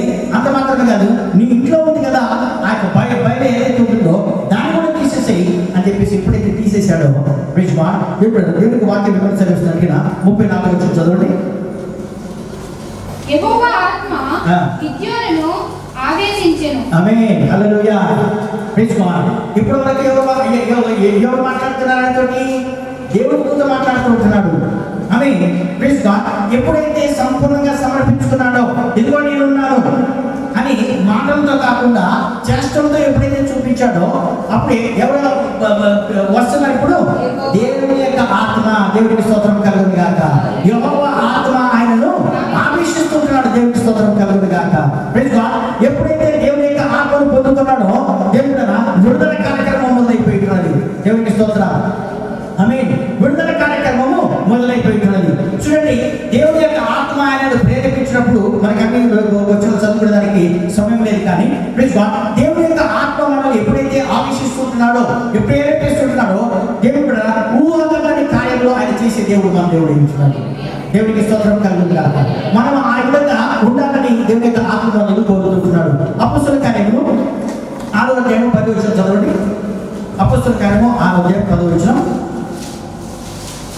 మాట్లాడుటయందు అతడు అగపరిచిన జ్ఞానమును, ఆమేన్. అతన్ని ప్రేరేపించిన ఆత్మను వారు ఎదుర్కోలేకపోయింది. హల్లెలూయా. ఆయన ఎదురుగా ఉన్నది ఎవరో తెలుసునా? ఆమె అక్కడికి ఏం చదువుతున్నాడంటే అక్కడ ఉన్నటువంటి సభాపతులై ఉంటున్నారు. ఆమె ఆ ప్రాంతంలో ఉన్నటువంటి సభ జ్ఞానులై ఉంటున్నారు, తత్వవేత్తలై ఉంటున్నారు. స్టెఫను ఎప్పుడైతే ఆత్మతో నింపబడ్డాడో దేవుడు తన జ్ఞానం ముందు కానీ, తన మాటల ముందు కానీ, తన సామర్థ్యం ముందు కానీ నిలవలేకపోయారు అని చెప్పేసి దేవుడికి వాక్యం సెలవిస్తుంది. దేవుడికి స్తోత్రం. అసలు ఈ స్టెఫన్ ఎవరు అనుకుంటున్నారు? ఆమె స్టెఫను ఆమె భోజనం వడ్డించడానికి ఏర్పరచబడినటువంటి వ్యక్తి ఉంటున్నాడు. ఆమె భోజనం తల దగ్గర ఉండి అందరికీ వడ్డించడానికి ఆయన ఏర్పాటు చేసుకొని వాడుతున్నాడు. అలాంటి వాడు ఇప్పుడు వీధులకి వచ్చేసి దేవునికి వాక్యాన్ని బోధించడానికి మొదలు పెట్టాడు. దేవుని యొక్క ఆత్మ ఆయనను ప్రేరేపించడానికి మొదలు పెడుతుంటుంది. ఆమె ఆయన ఏ కాలేజీకి చదువుకోలేదు, ఆమె ఎవరి దగ్గర ఆయన నేర్చుకోలేదు, కానీ దేవుని యొక్క ఆత్మ ఆయనకు జ్ఞానంతో నింపి ఉంటున్నాడు. ఈరోజు మన జీవితంలో కూడా బైబిల్ అంతా తెలుసుకోవాల్సిన అవసరం లేదు, బైబిల్ అంతా చదవాల్సిన అవసరం లేదు. మనకి ఏమిటరా? దేవుని యొక్క ఆత్మతో మనం ప్రేరేపింపబడితే చాలు. హల్లెలూయా. ఎందుకంటే మాట్లాడేవాడు నువ్వు కాదు, కానీ నీలో ఉన్న ఆత్మని ఆయన మాట్లాడుకుంటున్నాడు. దేవునికి స్తోత్రం. ఎవరి దగ్గర ఎలా జవాబు చెప్పాలో, ఎవరికి ఏ విధంగా బోధించాలో, ఎవరి దగ్గర ఎలా ప్రవర్తించాలో ఆ దేవుడే మనకు జ్ఞానం ఇచ్చే దేవుడే ఇచ్చినాడు. ఆమె హల్లెలూయా. స్టెఫను గొప్ప కార్యక్రమాలు చేసినట్టుగా చూస్తుంటున్నాం. ఆమె 16వ వచనం చూడండి, 6-7 వచనం చదవండి. అదే మా అపొస్తలుల కార్యం. దేవునికి స్తోత్రం. ఆసియాలో వాక్యాన్ని చెప్పకూడదని పరిశుద్ధాత్మ వారిని ఆటంకపరిచినందున వారు ఫ్రుంగియా, గలతియా ప్రదేశముల ద్వారా వెళ్ళిరి. మూసియా దగ్గరకు వచ్చి బీథినియకు వెళ్ళుటకు ప్రయత్నం చేస్తారు, గాని యేసు యొక్క ఆత్మ వారిని వెళ్ళనీయలేదు. అంతటి వారు మూసియాను దాటిపోయి త్రోయాకు వచ్చిరి. అప్పుడు మాసిదోనియా దేశస్థుడు అప్పుడు నిలిచి, నీవు మాసిదోనియాకు వచ్చి మాకు సహాయం చేయమని తనను వేడుకొంచున్నట్టు రాత్రి వేళ పౌలునకు దర్శనం కలిగి. ఆమేన్. హల్లెలూయా. దేవునికి స్తోత్రం. పౌలు సిన్నలు దేవుడరా ఆమె వీళ్ళు దేవునికి సువార్త చేయాలని ఉంటున్నారు, వెళ్తున్నారు, కార్యంలో ఉంటున్నారు. Praise God. దేవునికి వాక్యం ఏమంటున్నాడు ఇక్కడ? ఆమె వాళ్ళు ఎప్పుడైతే మార్గంలో వెళ్తుంటున్నారో ఎన్నో ఆటంకాలు వాళ్ళకి ఎదురవుతుంటున్నాయి, కానీ వాళ్ళు వదిలిపెట్టారా? వదిలిపెట్టలేదు. వాళ్ళు ఏం చేస్తున్నారు? దేవుని యొక్క కార్యంలో ముందుకు సాగడానికి వాళ్ళు చేస్తుంటున్నారు. అప్పుడు దేవుని మొట్టమొదటి దేవునికి వాక్యం జరిగిన దేవుని యొక్క ఆత్మవాన్ని ముందుకు వెళ్ళనీయలేదంట. రెండవది యేసు యొక్క ఆత్మవాన్ని ఆటంకపరచడం అని చెప్పి దేవునికి వాక్యం సెలవిస్తుంటుంది. హల్లెలూయా. దాని తర్వాత ఆయన దర్శనాన్ని పొందుకుంటూ ఉంటున్నాడు. Praise God. ఐ మీన్ నీ జీవితంలో, నా జీవితంలో కూడా చాలాసార్లు మన ఇష్టానుసారంగా లేకపోతే మనకి నచ్చినట్టుగా మనం చేయాలని ప్రయత్నం చేస్తామేమో, కానీ అంత ఫలితం మనకు రాదు. పౌలు లాంటి వారిని ఇక్కడ మనం చూస్తుంటున్నాం. ఐ మీన్ పౌలు ఏం చేశాడు? ప్రభువా నీ చిత్తం ఇంకా, ఐ మీన్ మాకైతే ఆసక్తి ఉంది, నేనైతే సమర్పించుకున్నాను, ఇదిగో నీ చిత్తం ఏ విధంగా ఉంటుందో నాకు నడిపించు ప్రభు అని చెప్పేసి ఎప్పుడైతే సమర్పించుకున్నాడో రాత్రికి దేవుడు దర్శనం ఇస్తున్నాడు. హల్లెలూయా. మాస్టర్ ఎవరు నిలబడి, అయ్యా మా దగ్గర నుంచి నాకు స్వార్థ చెప్పయ్యా అని చెప్పేసి ఆయన చెప్తూ ఉంటున్నాడు. Praise God. ఎప్పుడైతే ఆ దర్శన ప్రకారంగా వెళ్ళాడో ఆమె రోమిలకు కంచుకోట అయినటువంటి ఆ యొక్క ఫిలిప్పి అనే ప్రాంతాన్ని పౌలు చేయిస్తూ ఉంటాడు. దేవుని స్తోత్రం. ఆమేన్. అట్లాగే ఈరోజు నీ జీవితంలో నా జీవితంలో కూడా ప్రైజ్ గాడ్ దేవుడు మనల్ని నిలబెట్టుకొని ఆయన వాడుకోవాలని చెప్పేసి ఆయన కోరుతున్నాడు. ఆమేన్. హల్లెలూయా. ఎప్పుడు అంటే ఎప్పుడైతే మనలో ఉన్నటువంటి శక్తిని మనము గ్రహించగలుగుతూ ఉంటున్నాము. దేవునికి స్తోత్రం. గిద్దెలకు జీవితంలో ఏం జరిగిందంటే ప్రభు యొక్క ఆత్మ ఎప్పుడైతే ప్రేరేపించాడో యుద్ధానికి వెళ్ళాలి, ఇప్పుడు విద్యానికి వ్యతిరేకంగా నిలబడాలి. ఆమేన్. Praise God. దండలు వేశాడు, బూరలు ఊదించాడు. ఆమె 32,000 మంది సైన్యం కూడి వచ్చారు. 32,000 మంది సైన్యము కూడి వచ్చారు.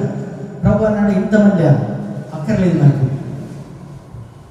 అంటే మరి ఏం చేయమని ప్రభు, భయపడుతున్న వాళ్ళు ఎవరైతే ఉంటున్నారో వెళ్ళిపోము అని చెప్పేసి చెప్పాడు. యుద్ధం అంటే భయం, రక్తం అంటే భయం, ఇలాంటి వాళ్ళు ఎవరైతే ఉంటున్నారో, పోట్లాడడానికి భయపడే వాళ్ళు ఎవరైతే ఉంటున్నారో వాళ్ళందరూ ఎందుకు పోమండి అని అంటే ఎంతమంది పోయారు తెలుసా? ఎంతమంది పోయారు? 22,000 మంది పోయారు. తర్వాత చదువుదానికి వాక్యం 7వ అధ్యాయంలో వస్తుంది. 22,000 మంది పిరికితనం కలిగి వారు వెళ్ళిపోయారు. మాటికి గొడవ అని చెప్పేసి అంటే వాళ్ళ అర్థం ఏంటి?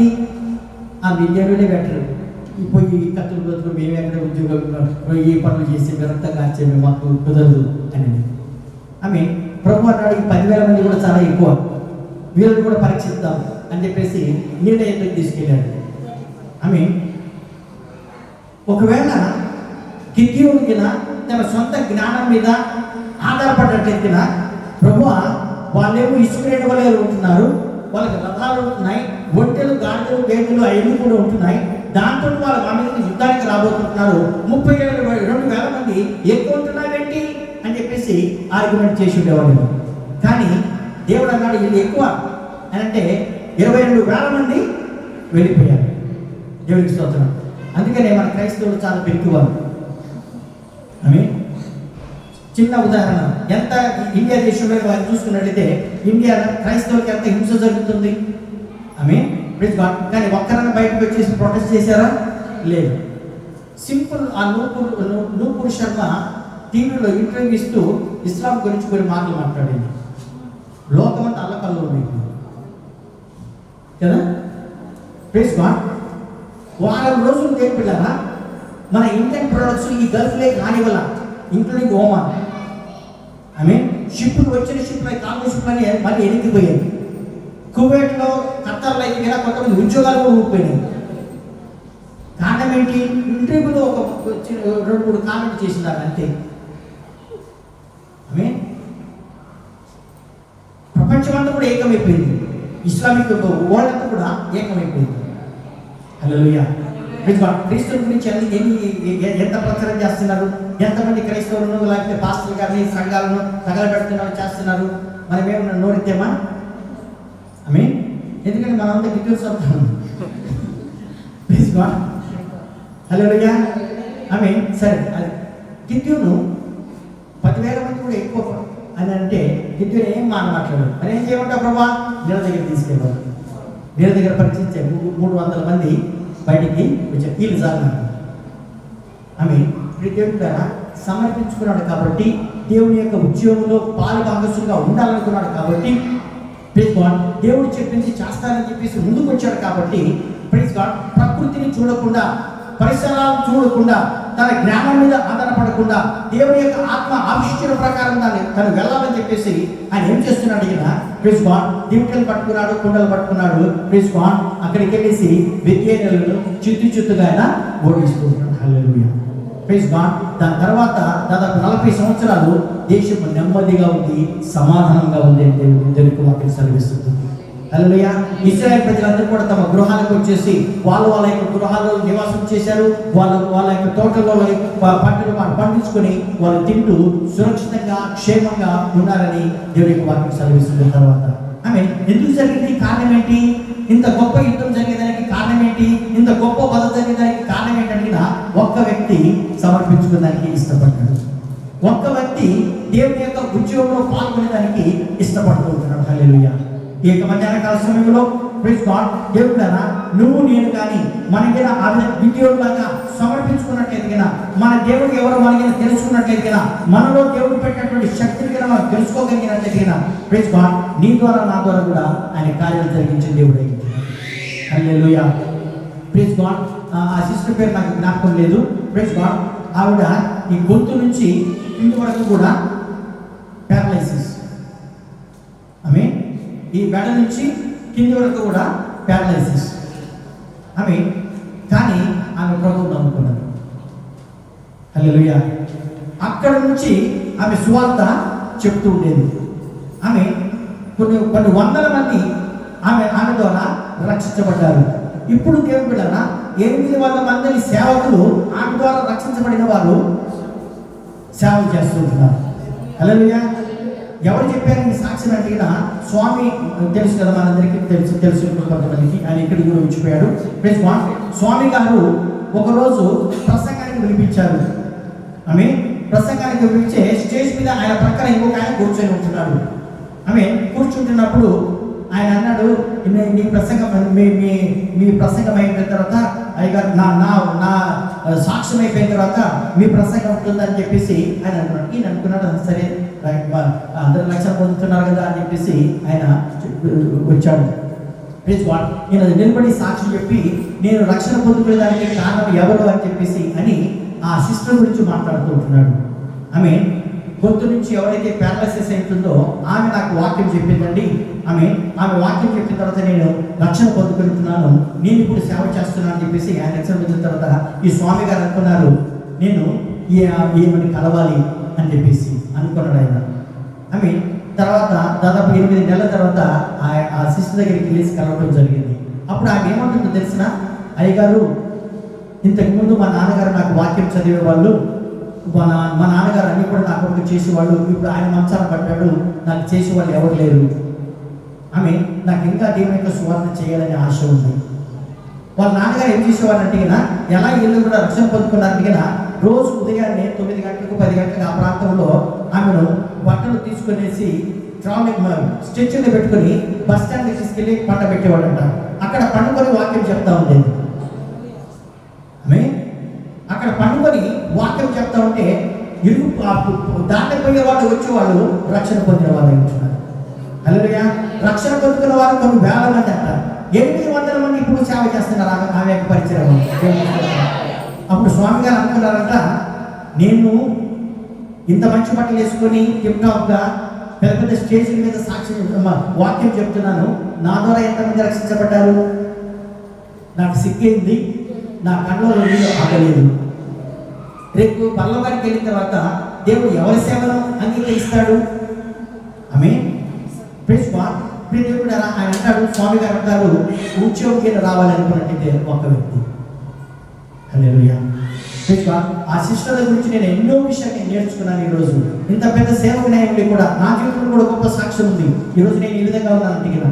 కానీ ఆమెను చూసిన తర్వాత, ఆమె పరిచయం చూసిన తర్వాత నా జీవితంలో నేను నథింగ్ అనుకున్నాను, నేను చేసేది వ్యర్థమే అనుకున్నాను అంతా కూడా అని చెప్పేసి ఆయన సాక్ష్యం చెప్తూ ఉంటున్నాడు.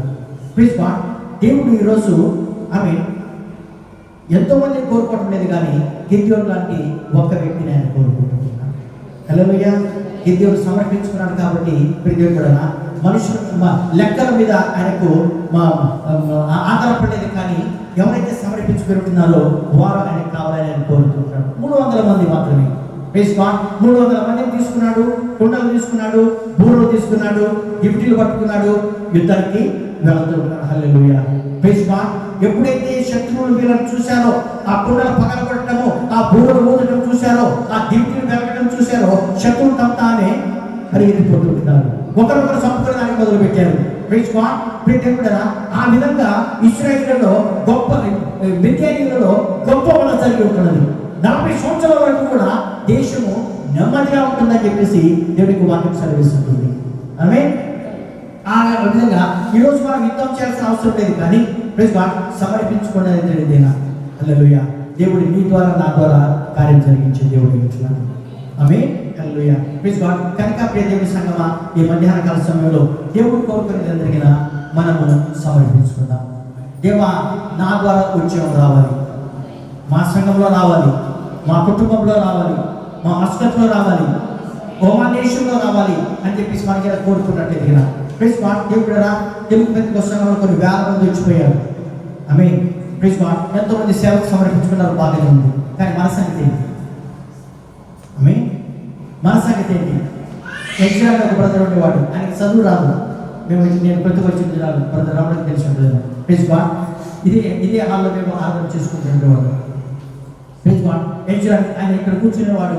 దేవుడికి పరిశుద్ధ ఆత్మ వచ్చినప్పుడు కింద పడి దొంగలాడేవాడు, అన్య భాషతో మాట్లాడుతూ అర్థం చేసేవాడు. చాలా మంది దెయ్యం వచ్చింది అదేని చెప్పేసి చాలా గొడవలు పెడుతుండేవాడు. నా దగ్గరికి వచ్చి ఏడుస్తూ ఉండేవాడు.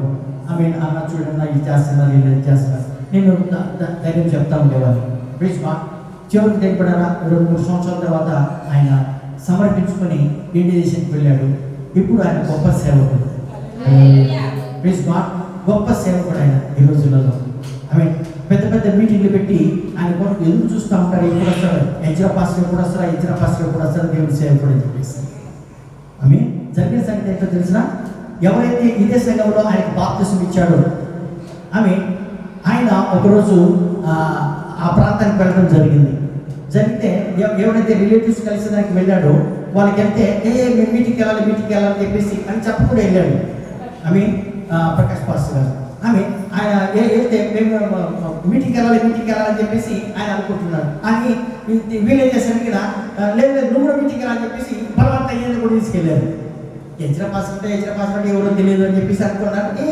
వైపు కూర్చున్నాడు. ఈయన కొద్దిగా చదువుకున్నాడు కదా, ఇంజనీర్ ఇక్కడ. ఆయన తీసుకెళ్ళి ముందు కూర్చోబెట్టారు.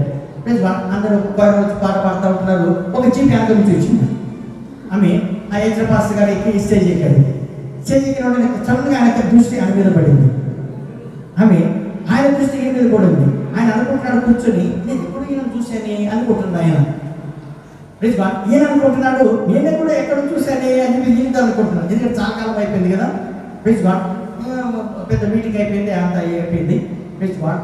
ఆయన ఎప్పుడైతే దిగిపోయిన తర్వాత కలిసి వెళ్తున్నాడు, దగ్గరికి వచ్చిన తర్వాత ఒకరికొకరు చూసుకొని వాటేసుకున్నాడు.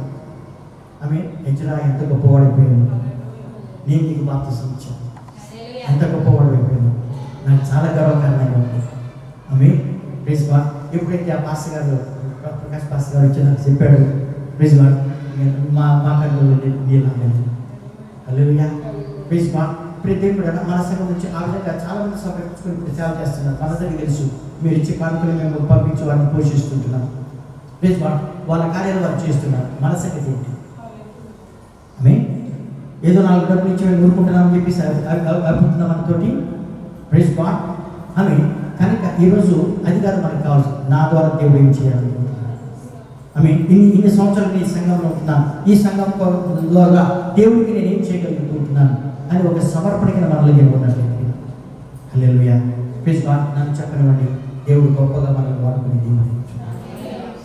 ఆయనకు పక్షపాతం లేదండి. ఎవరైతే సంపూర్ణంగా సమర్పించుకుంటారో ఆయన వాళ్ళని లేవనెత్తి దేవుడు చెప్తాడు. గిద్యోని కాలంలో వేరే వాళ్ళు లేరా? ఉన్నారు గోలెత్తమంది. Please God. విలేజ్ దినాలలో వేరే వాళ్ళు లేరా? ఉన్నారు చాలా మంది. Please God. సుసన్న వెస్లీ ఆమెకు 11 మంది పిల్లలు. Please God. ఆమె ఒకటే ఒక ప్రార్థన చేసేది. రాత్రి పండుకునేటప్పుడు భర్త తాగుబోతుంది. ఇంతమంది పిల్లలు పెంచాలంటే ఈమె భర్త ఇళ్ళలో పాచిపని చేసుకుంటూ ఈ పిల్లలు పెంచేది. సుసన్న వెస్లీ ప్రతి వారి మీద తల మీద చేయి పెట్టి రాత్రి పండుకున్నప్పుడు దేవుడు కదా, ప్రభువా నా బిడ్డలు ఇంగ్లాండ్లో కదిలించేవారుగా ఉండాలి, my children should shake England అని చెప్పేసి ప్రార్థన చేసేది. ఉదాహరణకి చూడండి, 11 మంది పిల్లల మీద 5 నిమిషాలు తల మీద చేతులు పెట్టి ప్రార్థన చేసి ఎంత టైం కావాలి ఆమెకి? మనలో మాట మన వ్యక్తిగతంగా ప్రార్థన చేసేదానికి మన ఒళ్ళు పడుతుంది. ప్రార్థన చేసేది ఆ 11 మందిలో 6 దేవుడా సంపూర్ణ సేవకు సమర్పించుకుని ఉంటున్నాడు. దేవుడికి స్తోత్రం కలుగుతుంది. హల్లెలూయా. జాన్ వెస్లీ ఇండియా దేశానికి ఆఫ్రికా దేశానికి ఇండియా దేశానికి కొంతకాలం వచ్చాడు. తర్వాత ఆఫ్రికాకి సమర్పించుకొని వెళ్ళిపోయాడు. ఆయన చనిపోయి డెడ్ బాడీ వస్తుంటే ఇప్పుడున్న క్వీన్ ఎలిజబెత్ అయితే ఉంటుందో ఆమె పోర్టుకు వచ్చింది రిసీవ్ చేసుకున్నది. ఇంతవరకు బ్రిటిష్ చరిత్రలో ఎవరు లేరు రాణి ఒక డెడ్ బాడీ కోసం ఎదురు చూస్తున్నట్లుగా. ఎందుకు వచ్చిందా ఘనత? ఆఫ్రికా దేశ ఖండానికి వెలుగు తీసుకొచ్చిన వాడని చెప్పేసి ఈ రోజు వరకు చరిత్ర చెబుతుంటుంది. కారణం ఏంటి? అంటే ఈయన తను సమర్పించుకున్నాడు. ప్రభా ఇదిగో నేనున్నాను.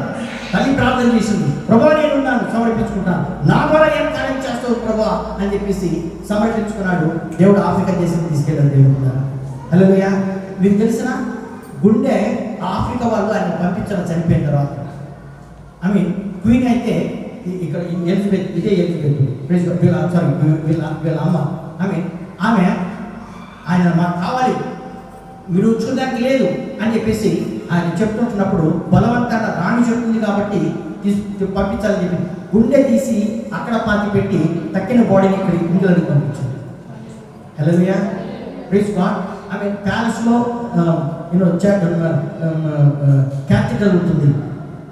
Praise God. ఆ క్యాథీడ్రల్లో ఈయన సమాధి పెట్టారు. గుండె లేకుండా ఆయన పాతి పెడుతున్నారు. ఆయన గుండె ఎక్కడ ఉంటుంది? ఆఫ్రికా దేశంలో. ఆ డెడ్ బాడీని రిసీవ్ చేసుకునేదానికి క్వీన్ వచ్చి ఉంటుంది. హల్లెలూయా, దేవునికి స్తోత్రం. ఎందుకు చెప్తున్నాను కదా, ఒక్క వ్యక్తికి మనం సమర్పించుకున్నాను. దేవునికి స్తోత్రం కలుగుతుంది. మస్కత్కి మనం వెలుగుగా ఉండబోతుంది. మనకున్నది కొంచెం కాలమే ఉండొచ్చునేమో. దేవుడు కూడా మనకున్నది కొంచెమే ఉండొచ్చునేమో, మనం కొద్దిమందిమే ఉండొచ్చునేమో, కానీ మన సంఘం ద్వారా దేవుడు కార్యములు చేయబోతున్నాడు. నీ ద్వారా దేవుడు కార్యం చేయాలని ఆశపడుతున్నాడు. ఈరోజు ఆ గిడ్డను వెళ్ళిపోయాడు, కానీ మనలో నుంచి గుడ్డలు రావాలని ఆయన ఎదురు చూస్తున్నాడు.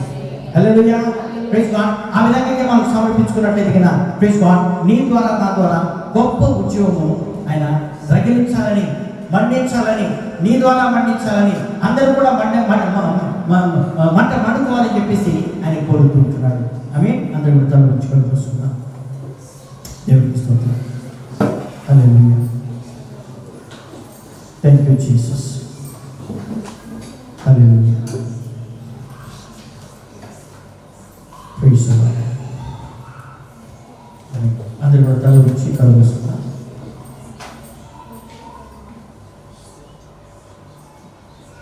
హల్లెలూయా, ప్రైజ్ గాడ్. ప్రియమైన బిడ్డలారా, మొదటి ప్రసంగంలో దేవుని యొక్క ప్రణాళిక మనం విని ఉంటున్నాం. నీ జీవితంలో దేవుని యొక్క ప్రణాళిక ఒకటి ఉంది. తన్ను ప్రేమించు వారి కొరకు ఆయన దాచి ఉంచిన మేలు ఏదో నీకు బిల్డింగ్ ఇస్తానని కాదు, నీకేదో గొప్ప గొప్ప సంగతులు జరుగుతాయని కాదు. అవును, జరుగుతాయి తప్పకుండా, ఏం అనుమానం లేదు. కానీ దేవుని యొక్క ప్రణాళిక నీ జీవితంలో ఆయన పిలుపు ఏంటి అని అడిగిన, వ్యక్తిగతంగా నువ్వు నిలబడాలి, ప్రభువుకు సాధనంగా నిలబడాలి. నీ ద్వారా ఉద్యోగం యొక్క జ్వాలలు రగలాలి అని ఆయన కోరుకుంటున్నాడు. రక్షణ తీసుకున్నావు, 10 సంవత్సరాలు అయిందేమో, 5 సంవత్సరాలు అయిందేమో, 3 సంవత్సరాలు అయిందేమో. హల్లెలూయా, ఈ సంవత్సరాల నుంచి ఏం చేశావు? చదువుకున్న వారు సంవత్సరం ఎదుగుతూ పై తరగతులు వెళ్తారు. రక్షణ పొందుకొని ఎంతవరకు ఎదిగావు? ఒకసారి ఆలోచించి. 1వ తరగతి తర్వాత 2వ తరగతి, 2వ తరగతి తర్వాత 3, 4, 5, 6, 7 ఎదుగుతూ వెళ్తూ ఉంటున్నారు. రక్షణ పొందుకొని ఎంతవరకు ఎదిగావు? హల్లెలూయా, ఒకసారి మనం పరీక్షించుకుందాం. దేవుని యొక్క అగ్ని దిగి రావాలని ఆయన కోరుకుంటున్నాడు. అలనాడు ఓఫ్రాలో గిద్యోను యొక్క జీవితంలో బండ మీదకి అగ్ని దిగి వచ్చింది. అపోస్తుల కార్యములో మేడగది మీద అపోస్తుల మీదకి అగ్ని దిగి వచ్చింది. అదే అగ్ని ఈరోజు మనల్ని మండించాలని కోరుకుంటున్నాడు. మన జీవితంలో ఆయనకు ఆయాస్కరమైన ఉన్నవన్నీ కూడా దహించి ఆయన కొరకు సాక్షిబిడ్డగా ఉండాలని ఆయన కోరుకుంటున్నాడు. నీ దగ్గర నుంచి విద్యుత్ మేడలు కోరటం లేదు. హల్లెలూయా, నీ జీవితాన్ని నా కొరకు సమర్పించు, నీ శరీరాన్ని సజీవయంగా నాకు సమర్పించు అంటున్నాను. దావీదు చేసిన ప్రార్థన ఈరోజు మనం చేద్దాం. ప్రభువా, నా నడకను నా పడకను ఎరిగిన వాడవై ఉంటున్నావు. నా తలంపుకు రాకముందే నా ఆలోచనలు ఎరిగిన వాడవై ఉంటున్నావు. నన్ను పరిశోధించు ప్రభువా. నీకు ఆయాస్కరమైన మార్గం నాలో ఉన్నట్లయితే ఇదే క్షణంలో నన్ను కడుగు ప్రభువా. నీకు యోగ్యంగా ఉండే వ్యక్తిగా నన్ను లేవనెత్తు ప్రభువా.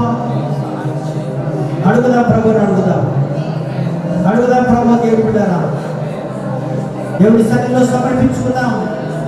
ప్రాణాత్మ శరీర కోరికలను ఆ బలిపీఠ మీద మనం పెడదాము. దేవుడు బలి అర్పించాడు, ఆ బలిని దేవుడు అంగీకరించాడు. ఈరోజు నిన్ను అంగీకరించాలని కోరుతూ ఉంటున్నాడు. ఎంతవరకు దాచుకుంటావు? ఏమేమి దాచుకుంటావు? గిద్యోను యొక్క జీవితంలో గృహంలో ఒక బయలుదేవత ఉంది, దానిని కూడా సమర్పించమంటున్నాడు. ఈరోజు నీ జీవితంలో ఏ బలులు ఉంటున్నాయి? ఏ బయలు ఉంటుంది? ఏ విగ్రహం ఉంటుంది? సమర్పించు దాన్ని. చెడు అలవాటు ఉండొచ్చునేమో, చెడు సహవాసన ఉండొచ్చునేమో. దేవుడు కూడా ఏదైనా శక్తులై ఉండొచ్చునేమో. సమర్పించుదాన్ని ప్రభువుకు, సమర్పించుదాన్ని ప్రభువుకు. నీకు అక్కర్లేనివి ఆయన చేతులు పెట్టేసేయి. నువ్వు ఇష్టపడేవి ఏవైతే ఉన్నాయో ఆయన చేతులు పెట్టు. ఈరోజు నీ చేయి పట్టుకోవాలని ఆశపడుతూ ఉంటున్నాడు. హల్లెలూయా. నీ ప్రార్థన అంగీకరిస్తానంటున్నాడు ఆయన. నీ ప్రార్థన అంగీకరిస్తానంటున్నాడు. నీ కన్నీళ్లు దాటిపోయే దేవుడు కాదు. నీ కన్నీళ్లు దాటిపోయే దేవుడు కాదు ఆయన. హల్లెలూయా. విధవరాలి ప్రార్థన అంగీకరించినటువంటి దేవుడు, విధవరాలి యొక్క జీవితంలో ఆ కొంచెం నూనెను విస్తారంగా ఆశీర్వదించినటువంటి దేవుడు. నీలో ఉన్నటువంటి కొంచెం జ్ఞానమే ఉండొచ్చునేమో, నీలో కొంచెం సమయమే ఉండొచ్చునేమో, నీలో కొంచెమే చదువు వచ్చి ఉండొచ్చునేమో, కొంచెమే నువ్వు ఆత్మను పొందుతున్నావేమో, కొంచెమే ఆసక్తి ఉందేమో. నా చేతులు పెట్టు, నేను వాడుకుంటానంటున్నాడు. నాకు సమర్పించు, నేను వాడుకుంటానంటున్నాడు. Lord, touch your people, O God. దేవా సకల దర్శించండి నాయనా. Lord, సకల దర్శించండి మాత్రమే. Lord, నాలో ఉంచుకోండి. నన్ను Lord, మా ప్రార్థన అంగీకరించండి నాయనా. మా ఉపవాసం అంగీకారంగా ఉండును గాక నాయనా. ఉపవాసం వచ్చాము ప్రియాన్ని కాదు మాత్రమే. ఈ మధ్యాహ్న కాల సమయంలో తెలుగు వ్యక్తితో సక్రియంగా Lord, ఉంచుకో జ్వాలను మాత్రమే. ప్రతి ఒక్కరిలో నదులు గాక, నదులు గాక, మస్కట్లో అన్నచిరు గాక, అగ్ని నదులు గాక. Oh, thank Jesus. Oh, Jesus, నీకు వందనాలు. హల్లెలూయా, నీకు వందనాలు. హల్లెలూయా, నీకు వందనాలు మాత్రమే. సంఘం ఎంతో మంది ఉన్నారు, కానీ ఈరోజు నీ మందిరానికి వచ్చాను నాయనా. ఈరోజు నీ మందిరానికి తీసుకొచ్చావు. ఒక ప్రణాళికతో వచ్చి ఉన్నావు మాత్రమే. వారి జీవితాల్లో నీ ప్రణాళిక నెరవేరుగాక. నేను రావాలని కానీ ఎవరో పిలిచి వచ్చేవాళ్ళు వచ్చేవాళ్ళని కాదు, మీరెవరో తీసుకొచ్చారు. ఆమేన్. Oh glory to Jesus.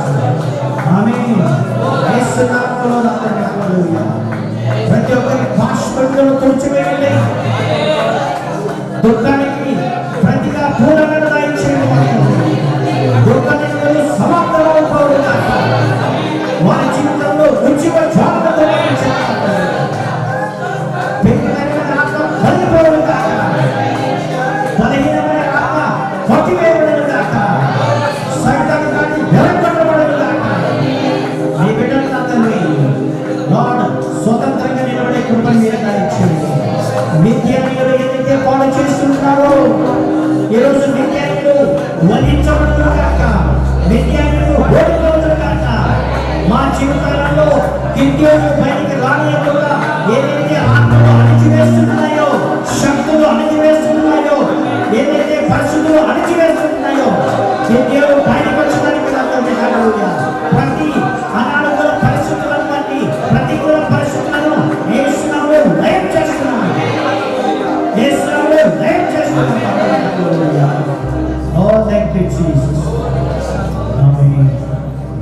దేవానికి స్తోత్రం. ఓ Lord Jesus. అగ్ని మండించు, నాలో అగ్ని మండించు. అందరం ఒప్పుకుందాం. పరిశుద్ధాత్ముడా